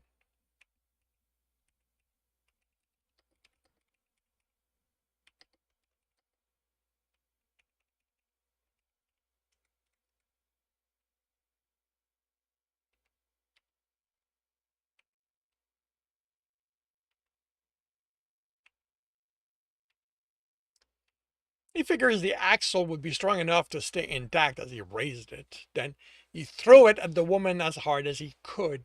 It hit and kept going until it impacted with a concrete wall. Stuff hitting the ground behind him caused him to turn. The men and women who'd been shooting behind the pickup he'd thrown had dropped their weapons and raised their hand. He didn't understand why, but he wouldn't argue. He motioned for them to back as he approached, and they hurried to do so. He kicked their rifles and guns away, which made the other shooters aware of him. They turned to aim at him and seemed to realize the pickup was missing. The shirtless state Colby was in, and the still on the ground blaster, who had been their strongest shooter. They dropped their weapons and moved away. The Rangers were there and tied the shooters up. Thanks for that, Gertrude said as she restrained the shooter. I'll never say a bad thing about a Rowling for as long as I live. Much obliged, he replied, reaching to tip his hat to her, only for his fingers to close over nothing. He patted his head and only felt his short hair. He searched around and found what was left of it a few feet from the remnant of his jacket. Fuck. He'd love that hat. I'll get you a new one, son, Gavin said, taking his jacket off and draping it over his shoulder. And this is the amazing young man who single-handedly saved the Rangers.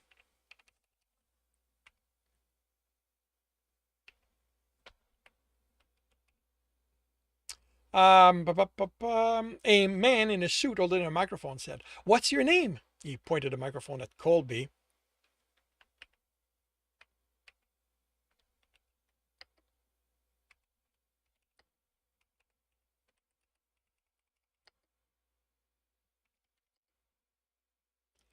Okay, how can I... Oh, you know what?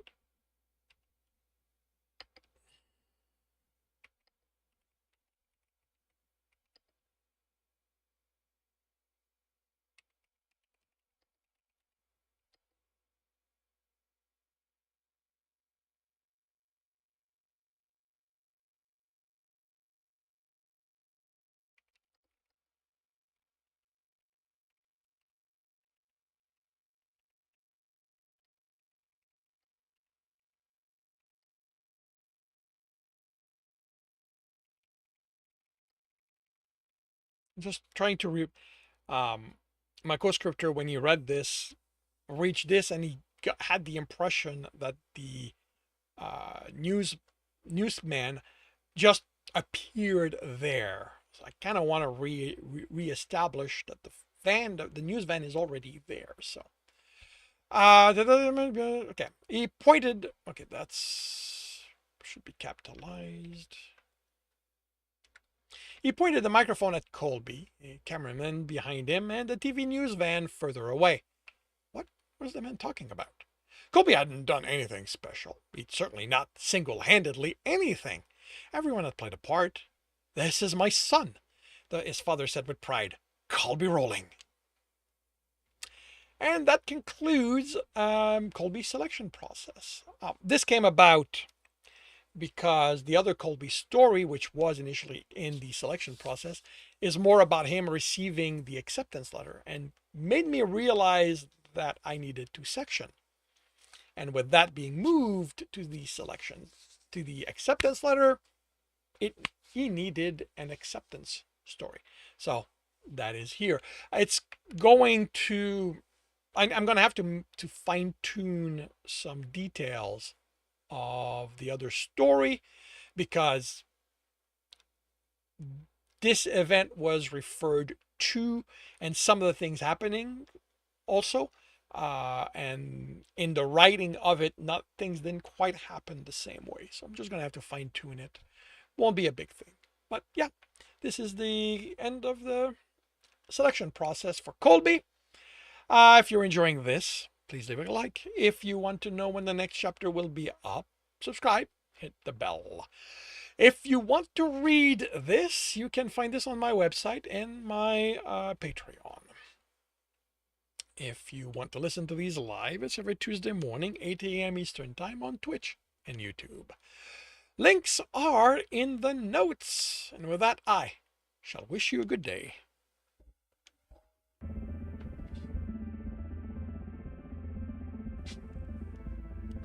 Enjoy your lurk, Somnio.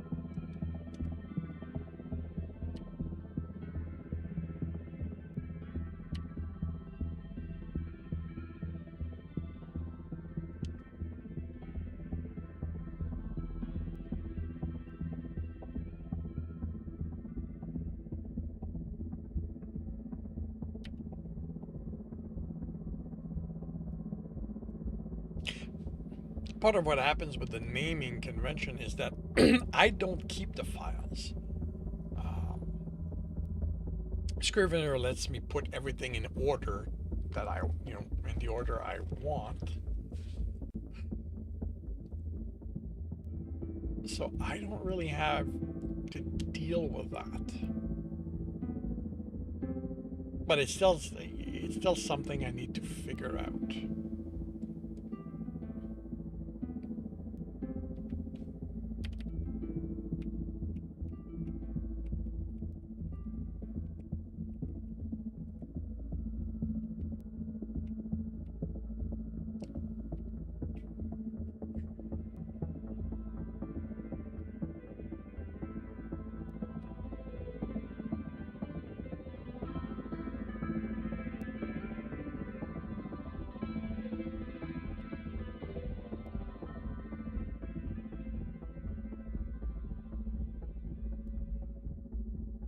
Actually, no, that's going to be this one.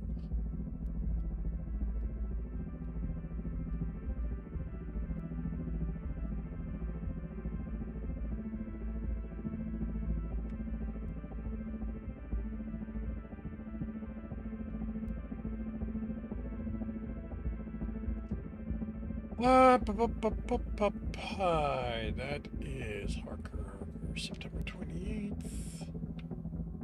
Make it October.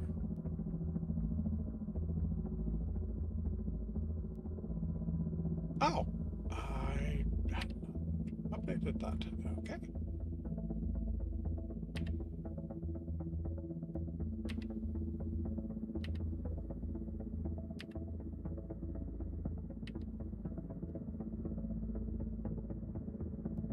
Oh, I did. What? No, that's a Hearth's Life. That's...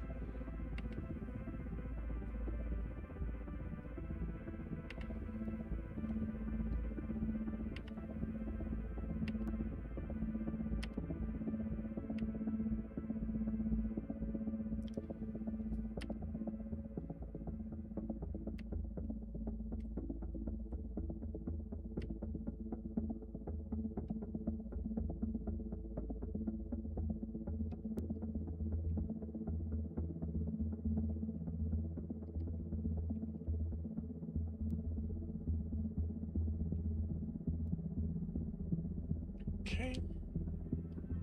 Uh, bu- bu- bu- bu- bu- that.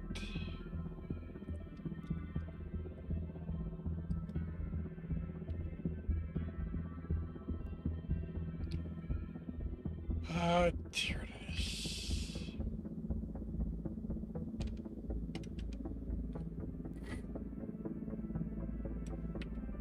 Great Oaks, part 5. We are on part 6.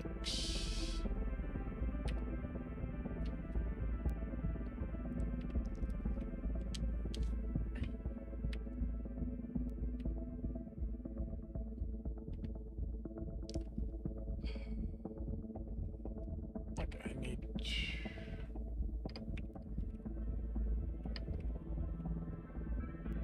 because that's the start of the chapter. Alright. Over the next hour of his walk, the neighborhoods became more affluent. Not so much that he worried he'd be chased away, but the people...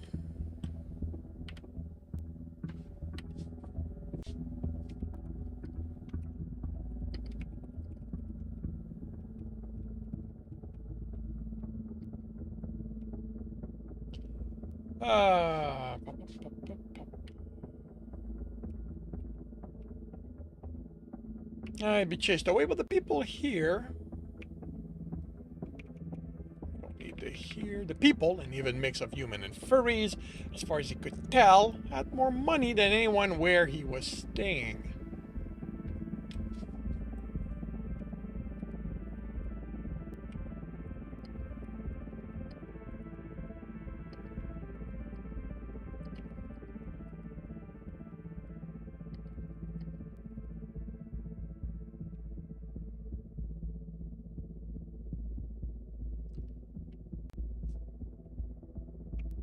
Even the stores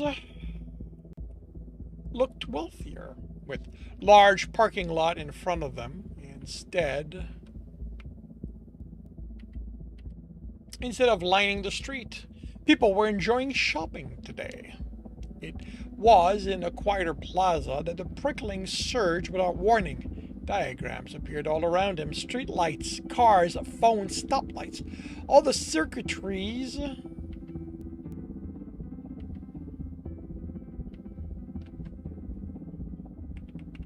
all the circuits tried to overwhelm him. He almost panicked as they began changing, showing him how much better he could make them. The madness wasn't far behind that. He was a builder, he told himself. He controlled his ability, not the other way around. The prickling sounded like it was laughing, but finally the diagram began vanishing. Yeah, you know what?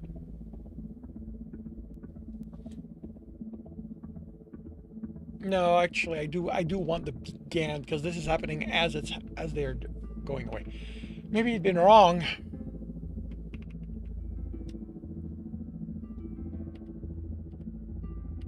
Maybe he didn't have this under control, and he should avoid using his ability, even to repair things. I don't need to, he thought. Maybe he'd been right from the beginning. Nothing good could come from him using it at all. And then a familiar diagram slowly faded from view. A phone with wires coming out of it, going into a break that didn't register to him. No, not one break.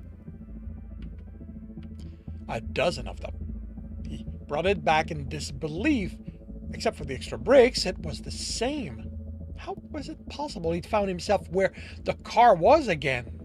Except it wasn't the car. This was a minivan, and the bomb was inside it this time. He looked around for the car, since it was the only reason he could think that this would be here, but it wasn't anywhere close to the minivan, or anywhere in the parking lot. This much Ixoclay could take out every car there, as well as the shops in the plaza. He crossed the road and looked at the back. There was nothing unusual there, only a duffel bag on the floor. He called for his diagram, and it was inside the bag. He had stumbled. Had he stumbled upon an attempt on another person? He double-checked the diagram. It was identical to the other bomb he'd removed, so this had to be the same people. He refused to believe some bomb maker was selling pre-made bombs to anyone who wanted them. He looked around for anyone suspicious, but didn't see them. I don't need that.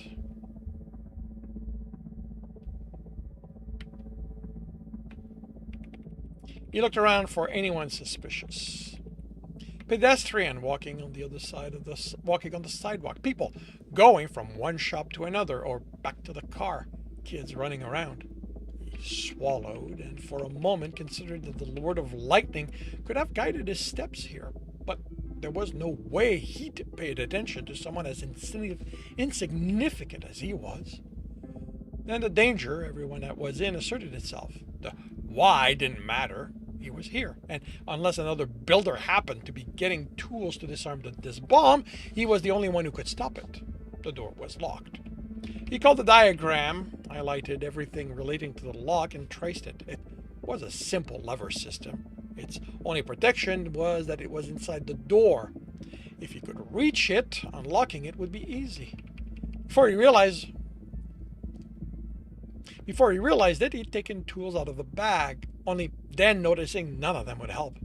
The door had to be opened to access its inside, but he couldn't do that without first accessing the inside. It was a loop, one of the logical conundrum. One of the sergeants liked to recite. He could break the window, that would cut the loop, but it would attract attention.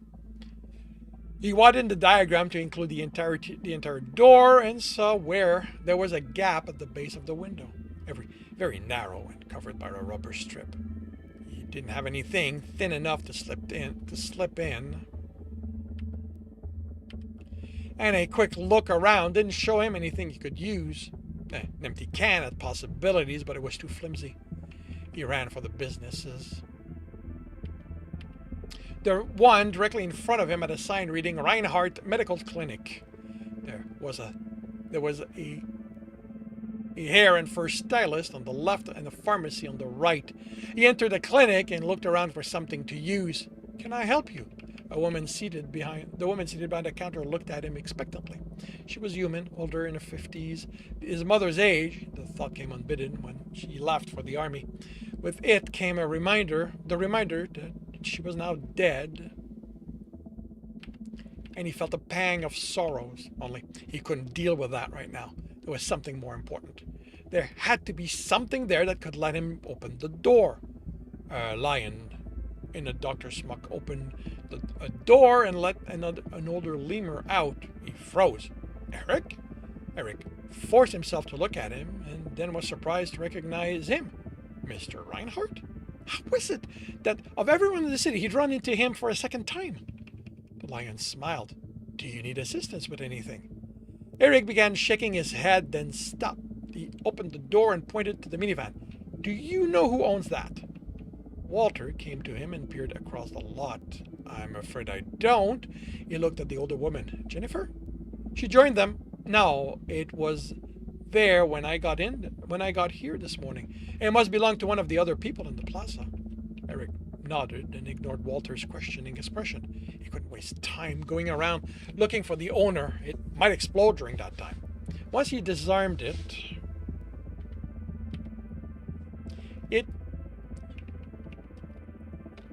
he could work on figuring out who the target was. He looked over the counter at what was on the desk, hoping the receptionist had one of those thin metal rulers that had been popular with his classmates, but there was nothing like that. Not even a paper or a pencil. All there was on the counter was a computer, a phone, and a tablet. Maybe someone in the waiting area would have something. Many of the women had large purses. And they looked like they could contain anything they needed. His mother's purse had certainly seemed like it contained whatever she needed, no matter how strange, but it wouldn't be polite to just rummage for them. He stepped forward to ask them to look.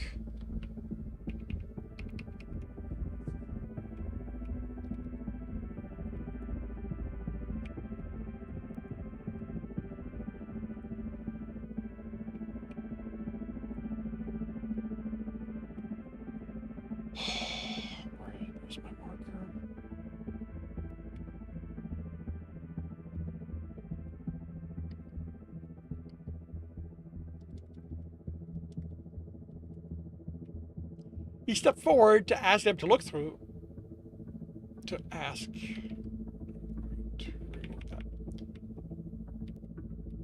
to look through them, and a small plant with thin reflective leaves became visible at the back of the room, next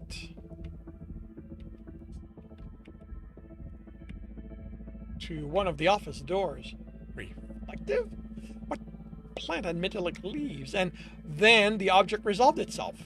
It wasn't a plant. It was a short pole with thin metal bands jutting out.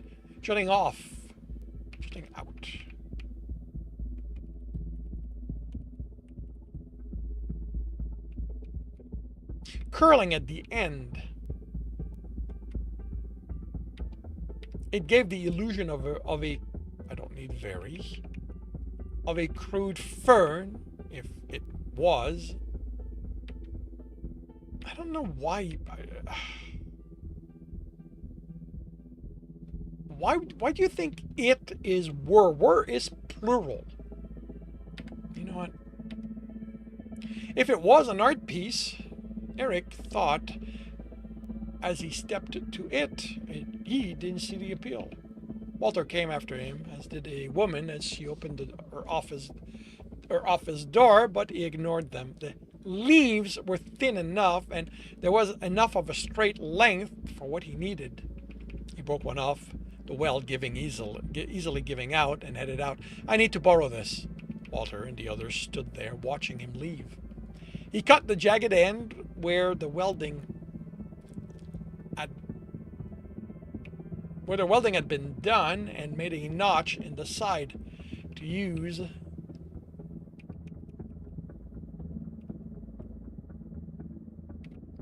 to catch the mechanism. He slipped it in, having to force it past the rubber, and then it scraped down inside the door. After that, it was guesswork.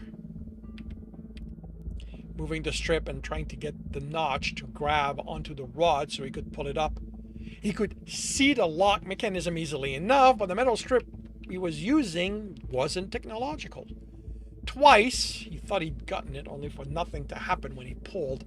The second time, he pulled hard in frustration, and it came out. He forced himself to calm. He wouldn't accomplish anything by getting angry. He pushed it back in and tried again. Step caught his attention. Regular, firm, approaching from the sidewalk, not the shops.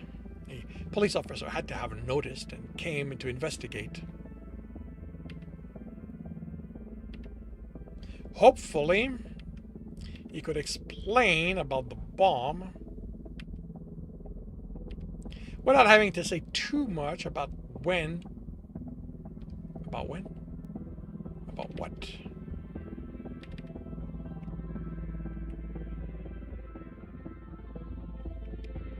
About what he could do.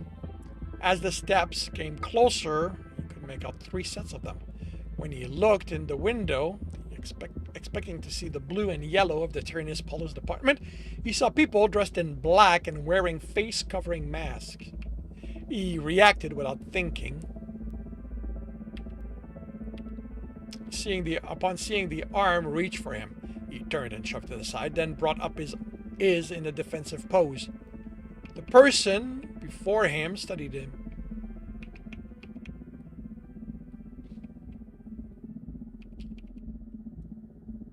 I don't need the before him. The person studied him. A man, Eric thought, which was confirmed when he spoke.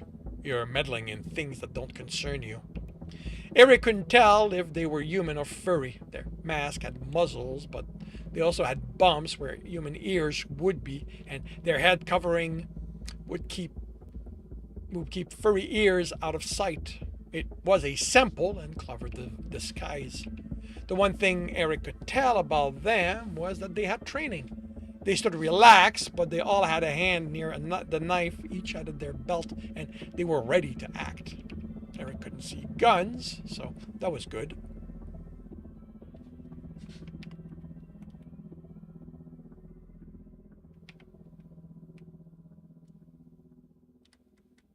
He smiled. "I like to think that bombs concern everyone, don't you?" The man glanced in the minivan. Eric had been pretty sure they were involved concerning the masks, but that confirmed it. If you value your life, you're going to walk away right now. I value everyone's life, so I guess that means I'm not. Eric cursed and stepped aside to avoid the strike. He blocked the next one and threw a knee in the man's groin, doubling him over. The army had taken the time to show him how to take down opponents, but the swamp and the gangs there had taught him how to win at all cost. The other two came at him with a coordinated attack. The one on the right was a man. His grunt as he punched gave that away. The one on the left was a woman as she gasped when Eric managed to hit her.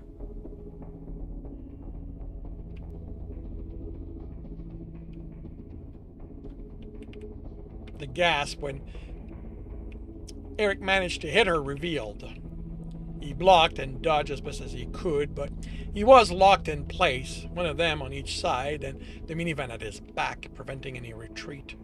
He managed to get himself a weapon when he caught the woman's arm in a lock and took her knife, which he plunged into the other man's side. He'd hoped for a scream, but had to be satisfied with a grunt and the man staggering back. Eric was the one who screamed when the knife plunged into his leg.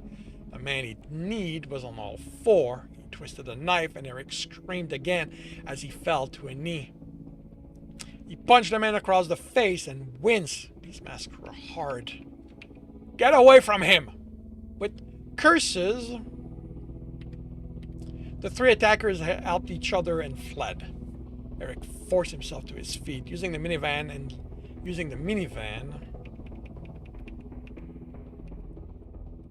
and leaned against it, panting hard. Walter came around it, fighting for breath hard enough. Eric thought he might pass out. He didn't. And after a moment, he was able to speak. Are you all right? Dear Lord, you're hurt. Walter looked at the knife in Eric's leg, then moved to get under Eric's arm. Come with me, I'll see to it. Can't. Eric said, looking around for the metal strip. It wasn't in the door anymore, and he couldn't see it anywhere. He had to get in the car. He had to disarm the bomb before those people were far enough to detonate it. Curse, he picked up a palm-sized rock off the ground and used it to break the window. It took him 2 tries. Walter took a step back. What are you doing? Eric ignored him. He opened the door, pulled the bag on the seat, and pulled the zipper.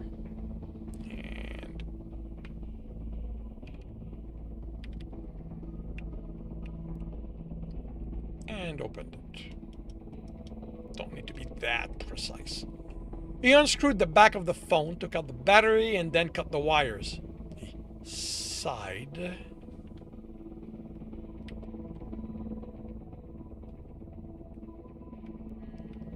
In relief. There. Everyone was safe. He began to sag, but it put pressure on his injured leg, and with a gasp of pain, he straightened. Is that a bomb? Walter whispered. Eric zipped the bag closed and was surprised to see resolve in the lion's eyes, not confusion, when he turned. Walter moved back under his shoulder to take the weight. Let me help you. Eric grabbed the duffel bag as they stepped away. He wasn't giving those people any chance to get that back.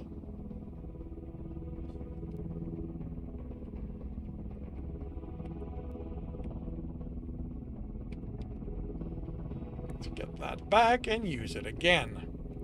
What was he going to do with all this exoclay was accumulating? Jennifer, Walter called as they entered the clinic. If no one has done so already, call the police. If they need to talk to this gentleman, let them know they can do so once I'm done treating him. In his office, he helped Eric to the examination bed. I'm afraid I'm going to have to cut the pant leg some more. Eric chuckled. It's already ruined. Have fun. The lion nodded and got to work. Look, we don't have much time, so I need to know a few things.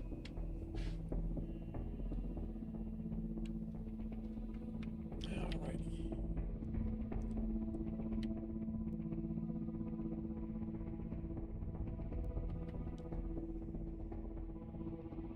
Huh?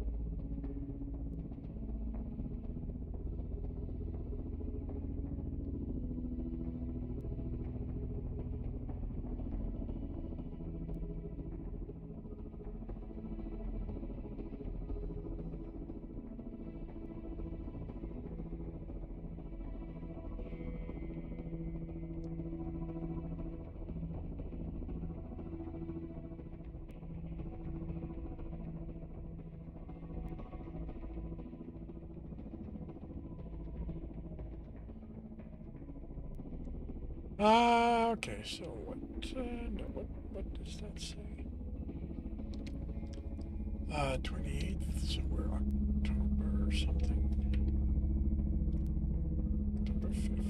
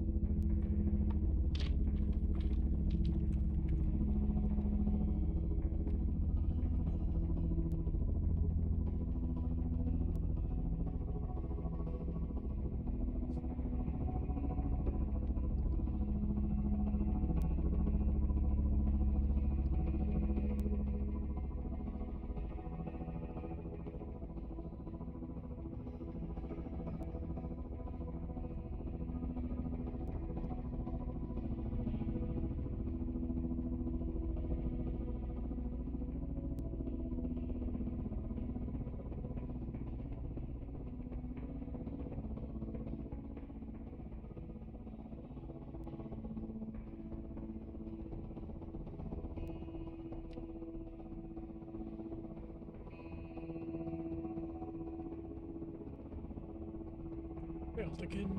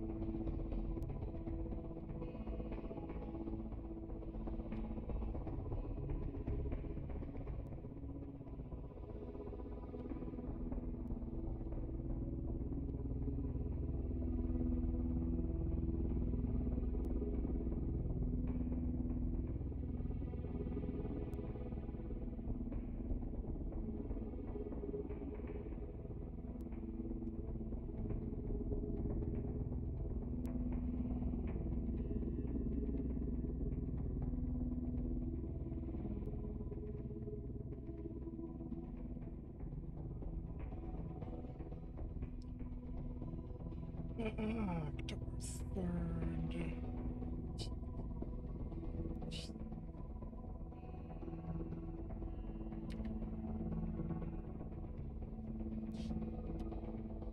I can try that one. After that, if this doesn't post.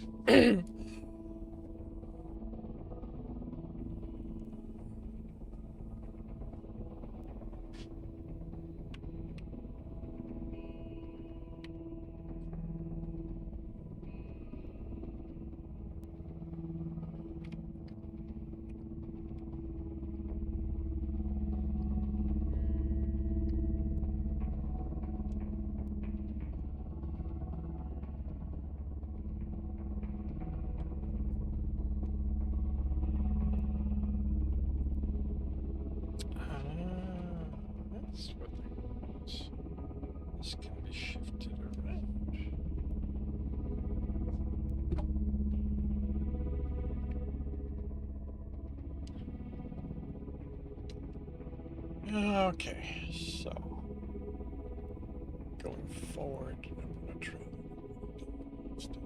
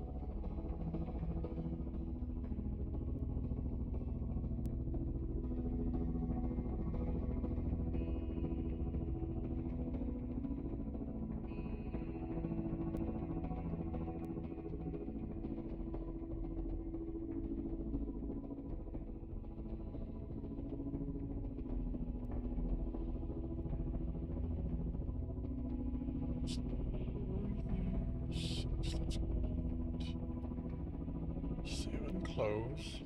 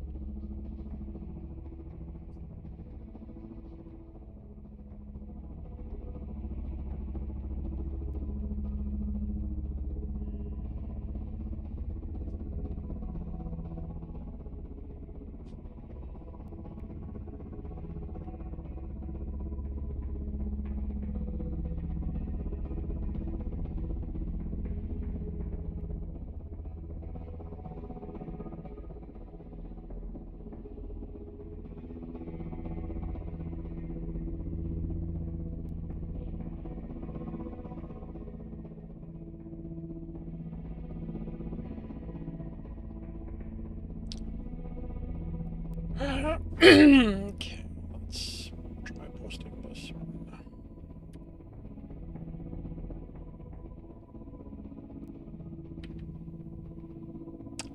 And while that's happening,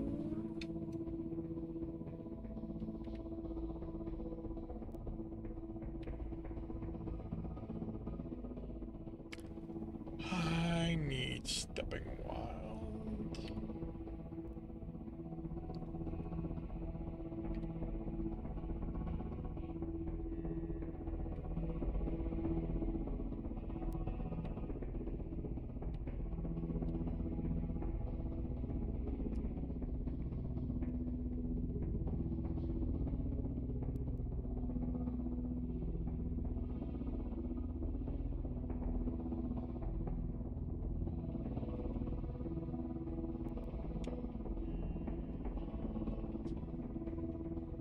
Actually, let's go.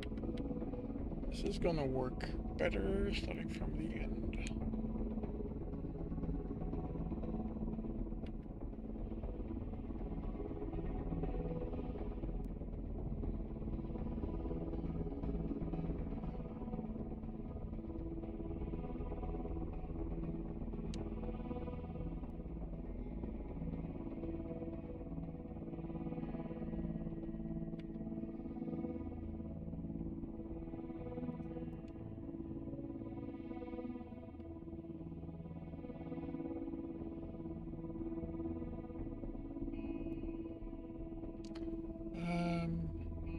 That's 88.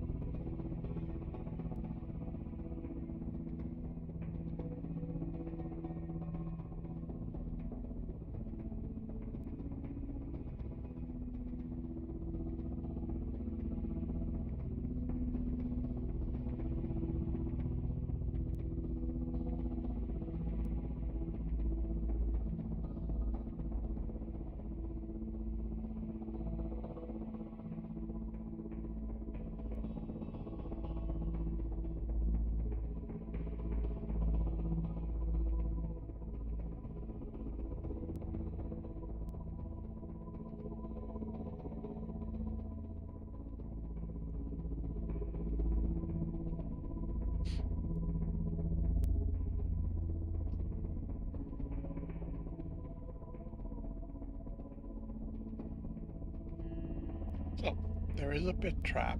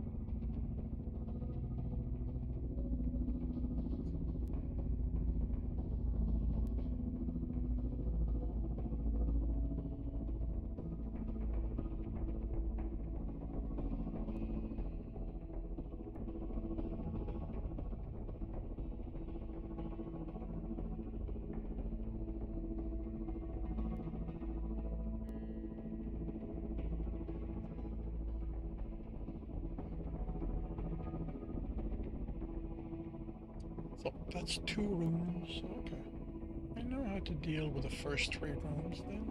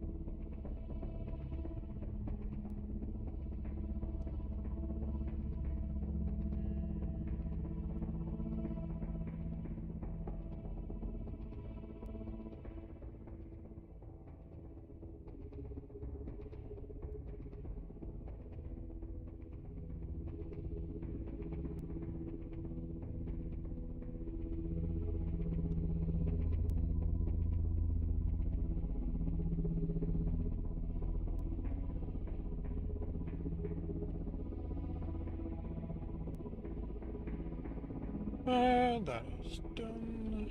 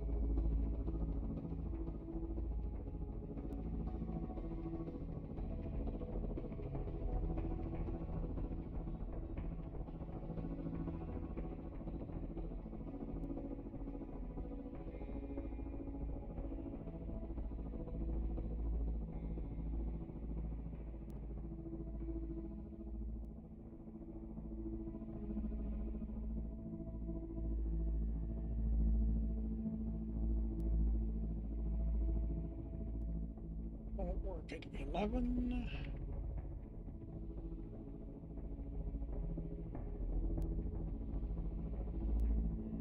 I'll have to enter that manually.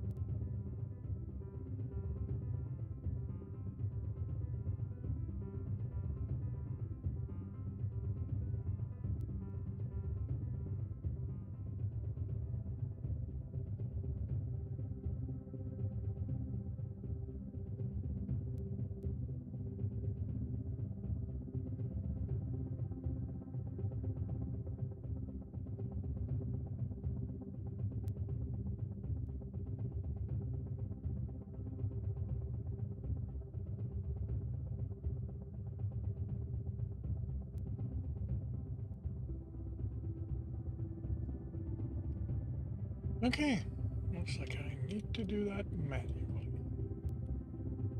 Oh, it's gonna get annoying.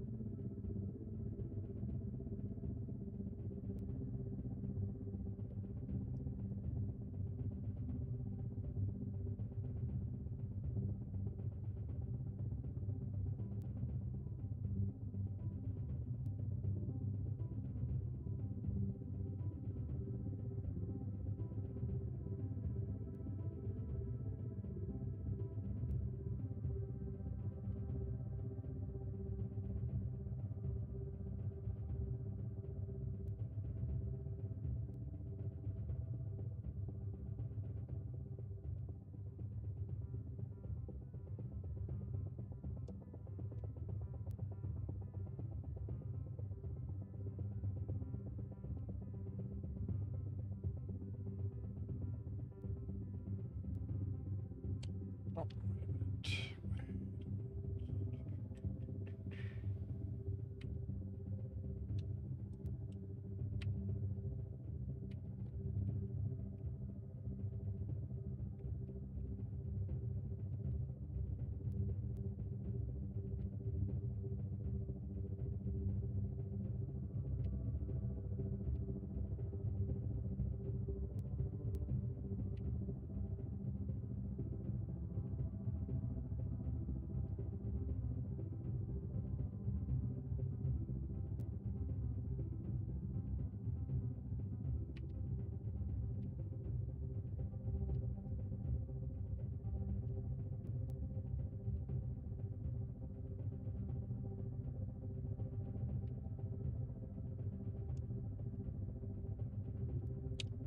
It can be. I mean, technically, I don't even have to post this right now. I can do that tomorrow.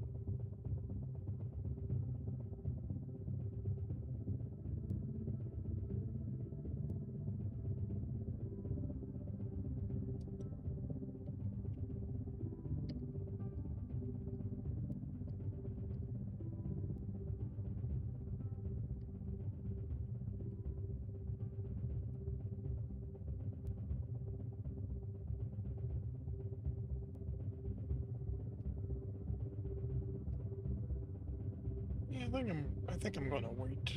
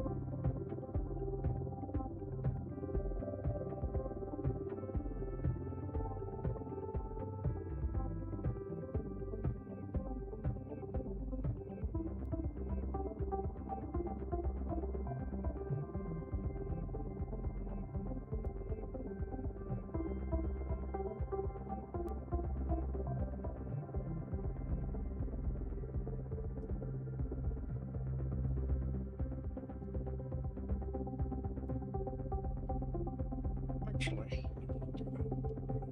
Time/if I have time. Alrighty, it is time for me to take lunch. So I'll be back in about an hour. I hope to see you then.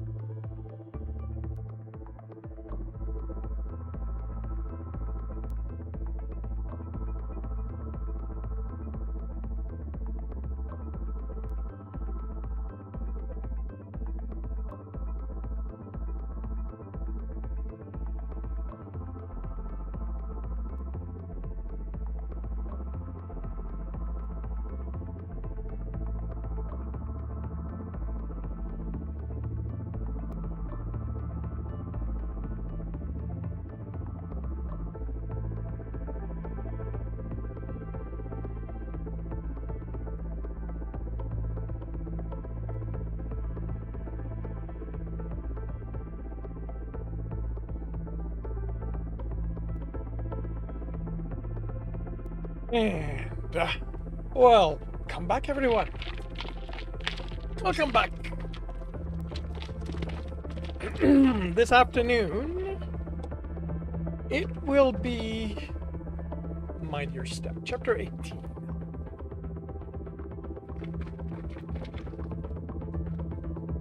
This is basically to catch up to the day last week.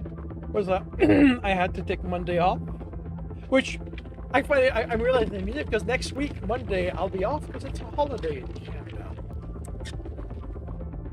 So I'll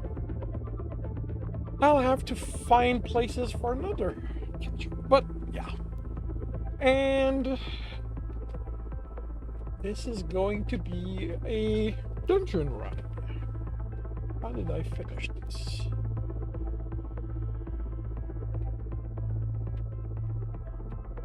Alright.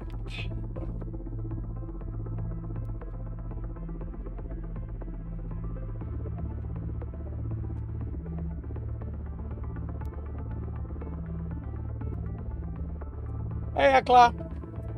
Welcome to the stream. How are you doing today?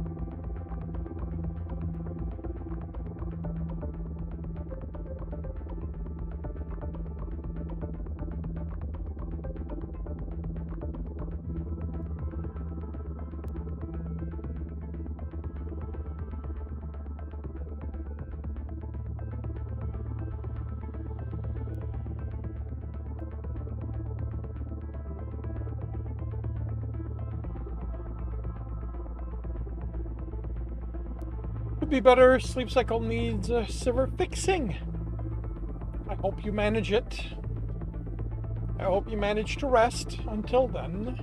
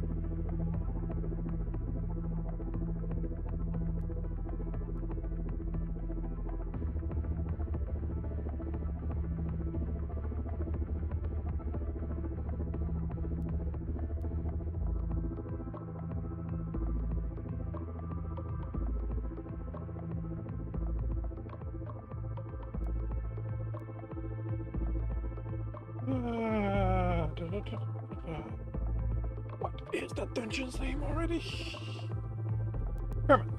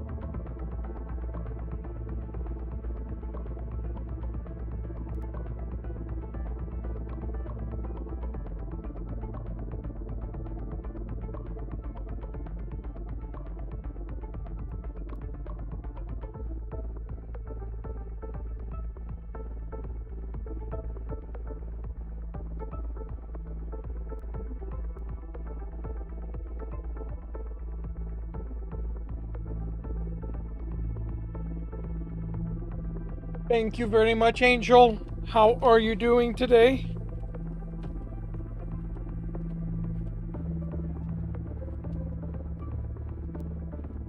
Or this afternoon for me?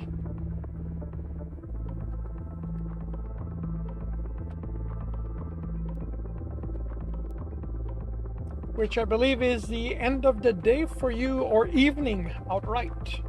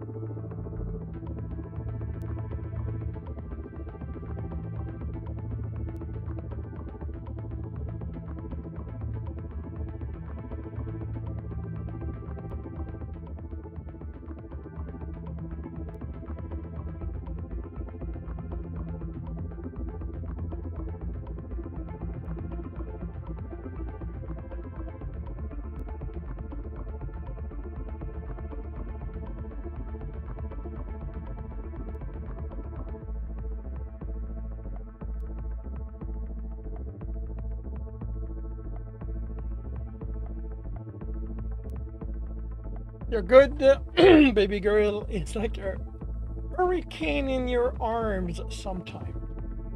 I'm sorry to hear that.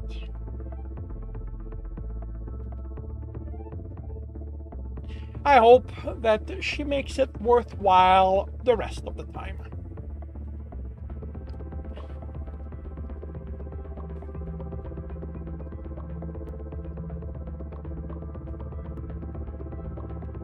A happy hurricane? Well, that's good.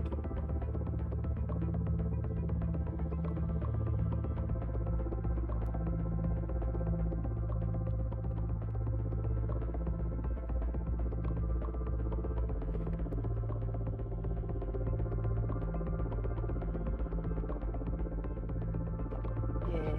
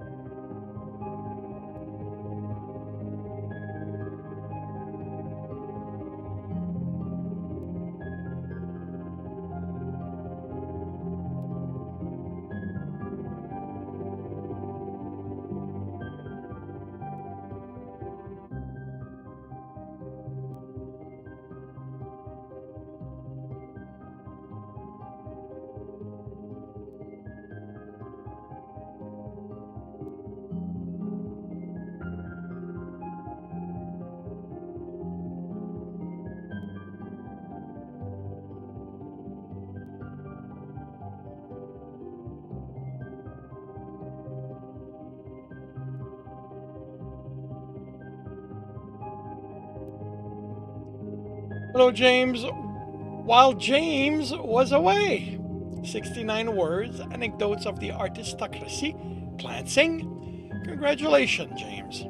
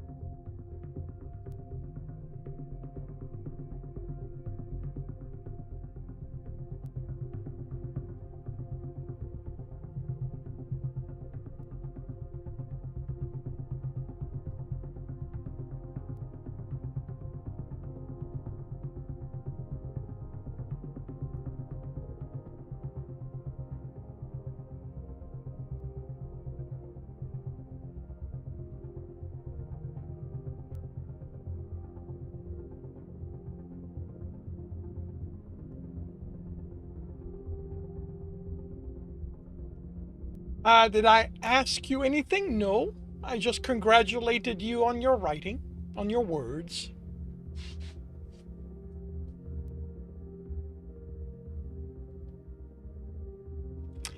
So how are you doing? How is your day coming along? Or ending, since it is in the start of evening for you.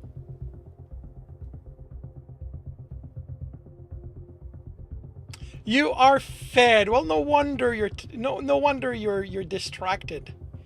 You want to curl up in a corner and sleep now.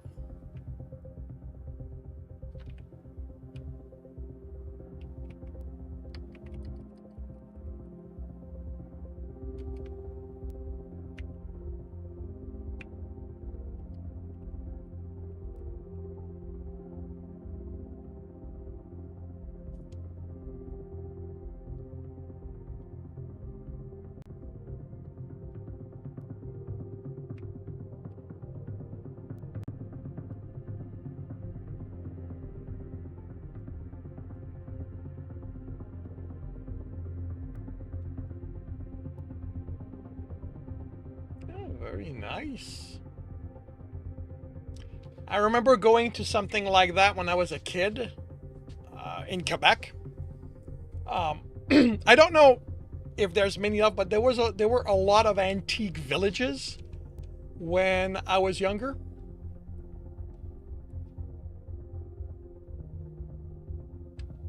Um,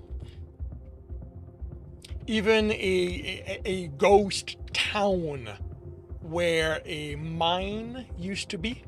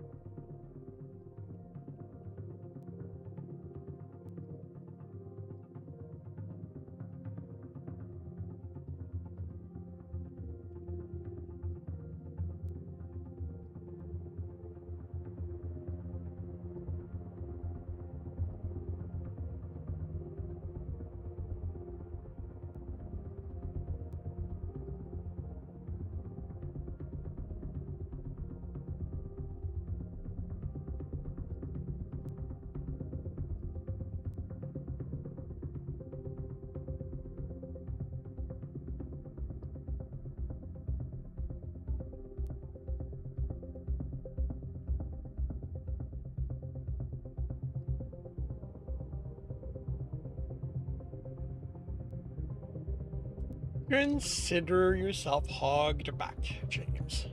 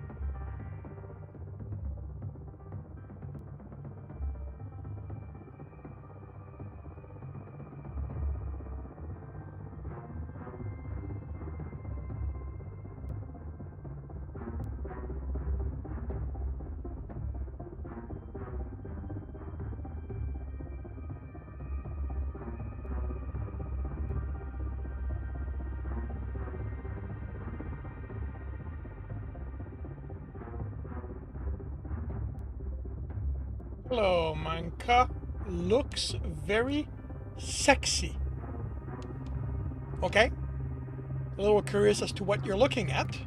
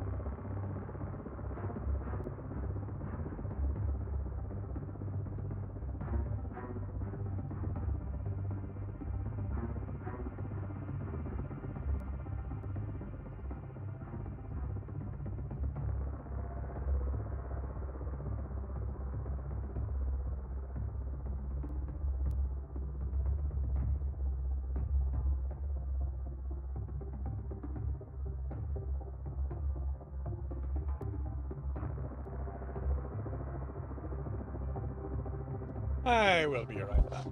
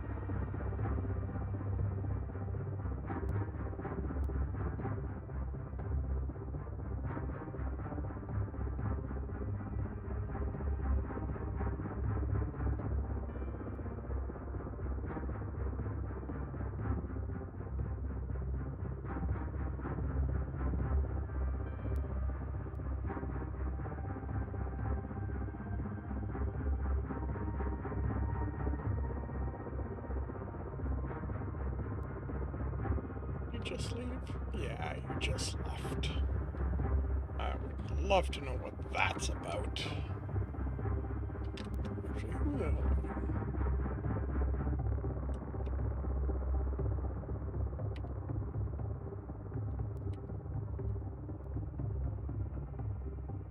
Oh, you've been around for a while. But you have nothing. Yeah, okay.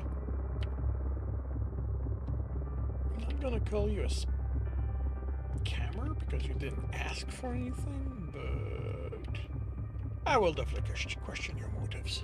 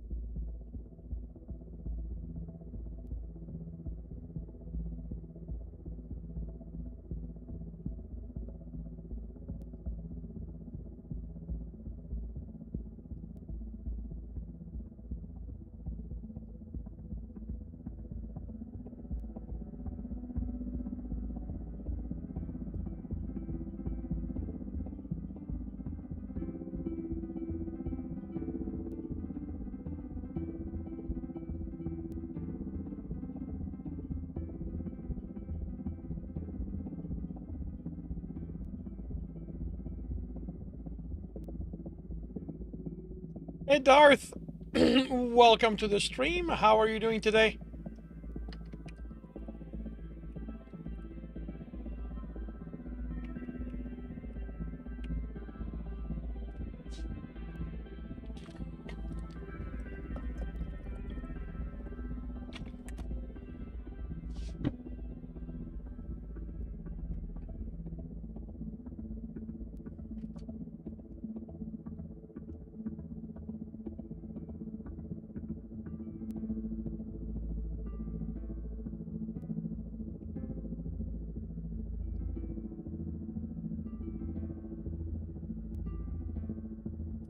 Doing okay, decent napping?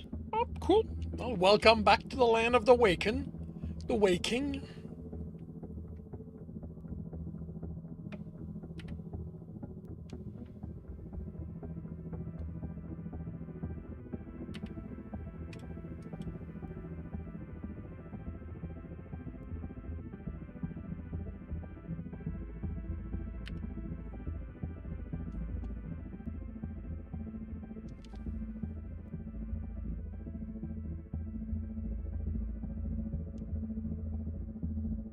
Hey, Fenrir! Welcome to the stream. How are you doing today?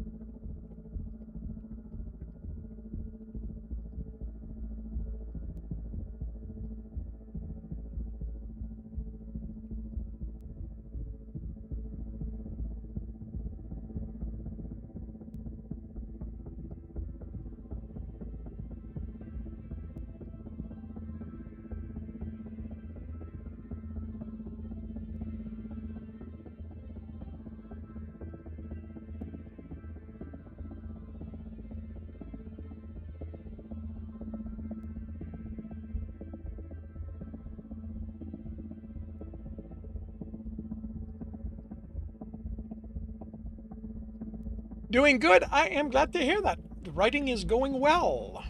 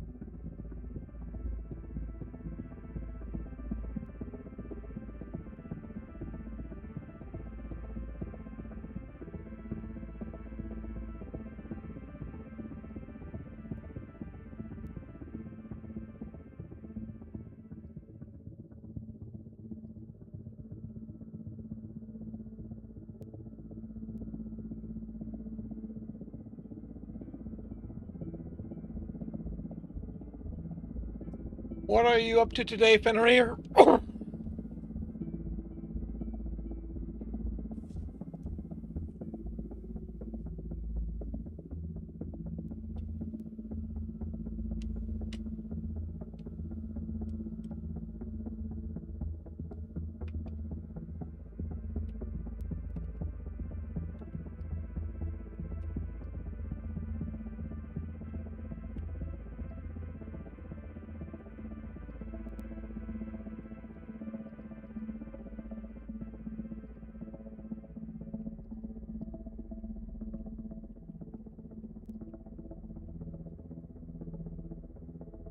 You're connecting chapters.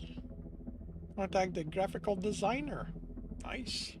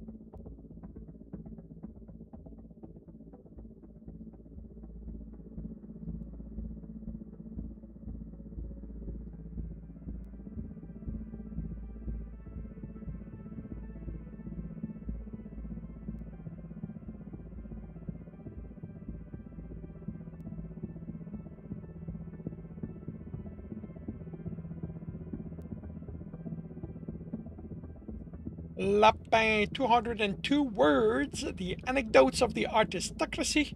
Plancing. Congratulations, James.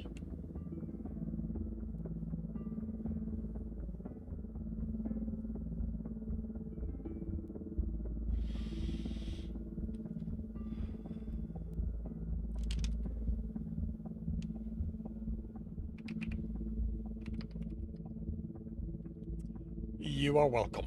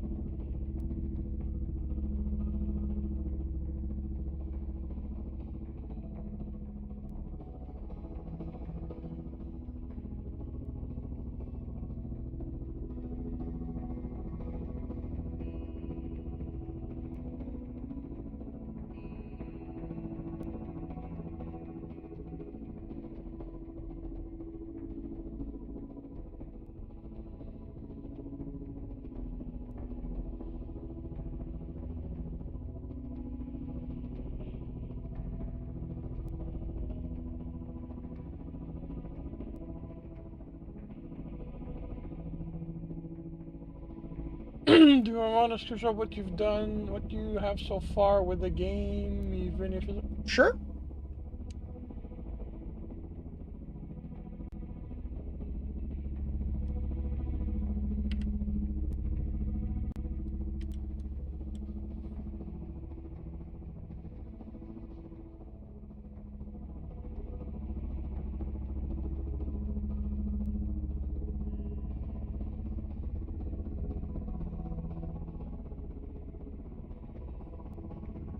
Cool.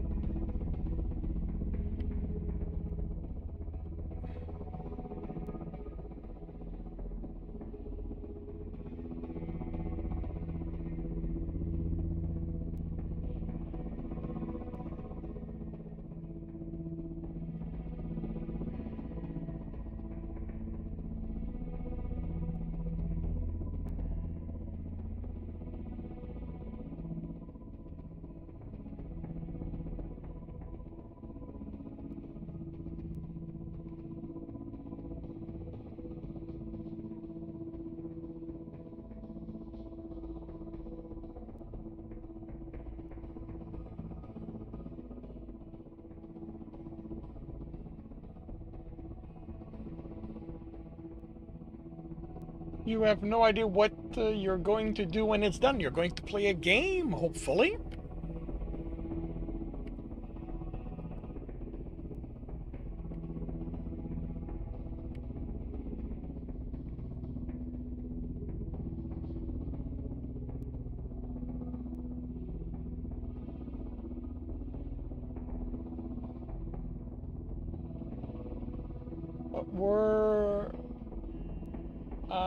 But I were a book, you get it published.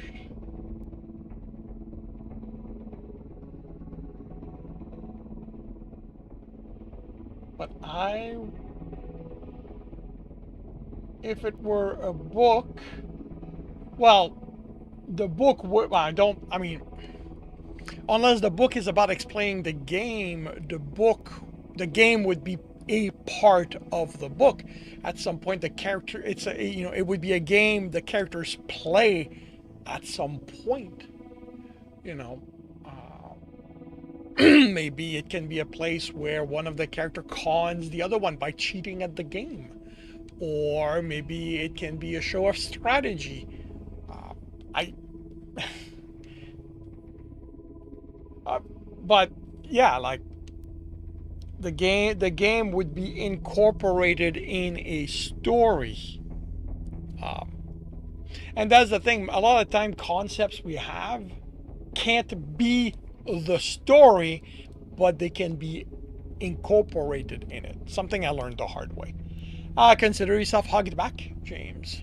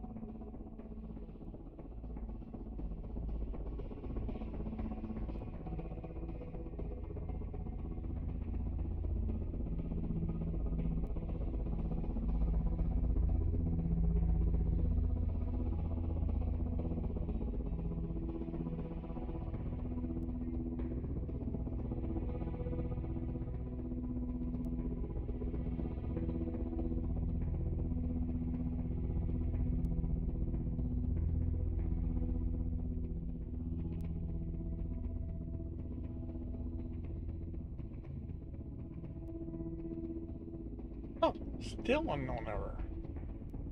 Okay, let me check something here.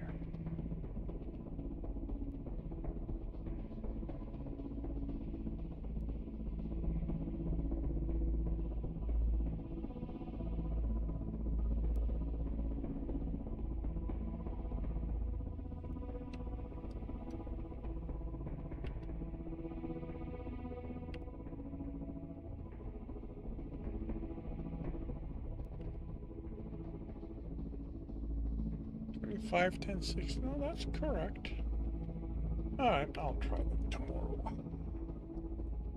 Alrighty. Let's see, who do we have today?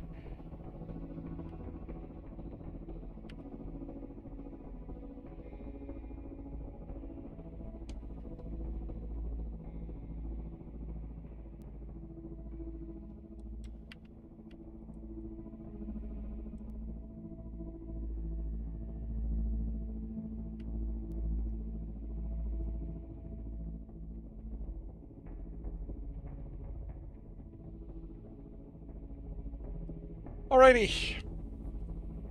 You are welcome, James. And with my writing done, I will end the stream with a raid to Estentia. I will be back tomorrow morning. I will be working on Mind Your Step. And in the afternoon, I will work on the Technician's Fight. I hope to see you then. If I do not, I hope you have a good week, a good weekend when it arrives, and I will see you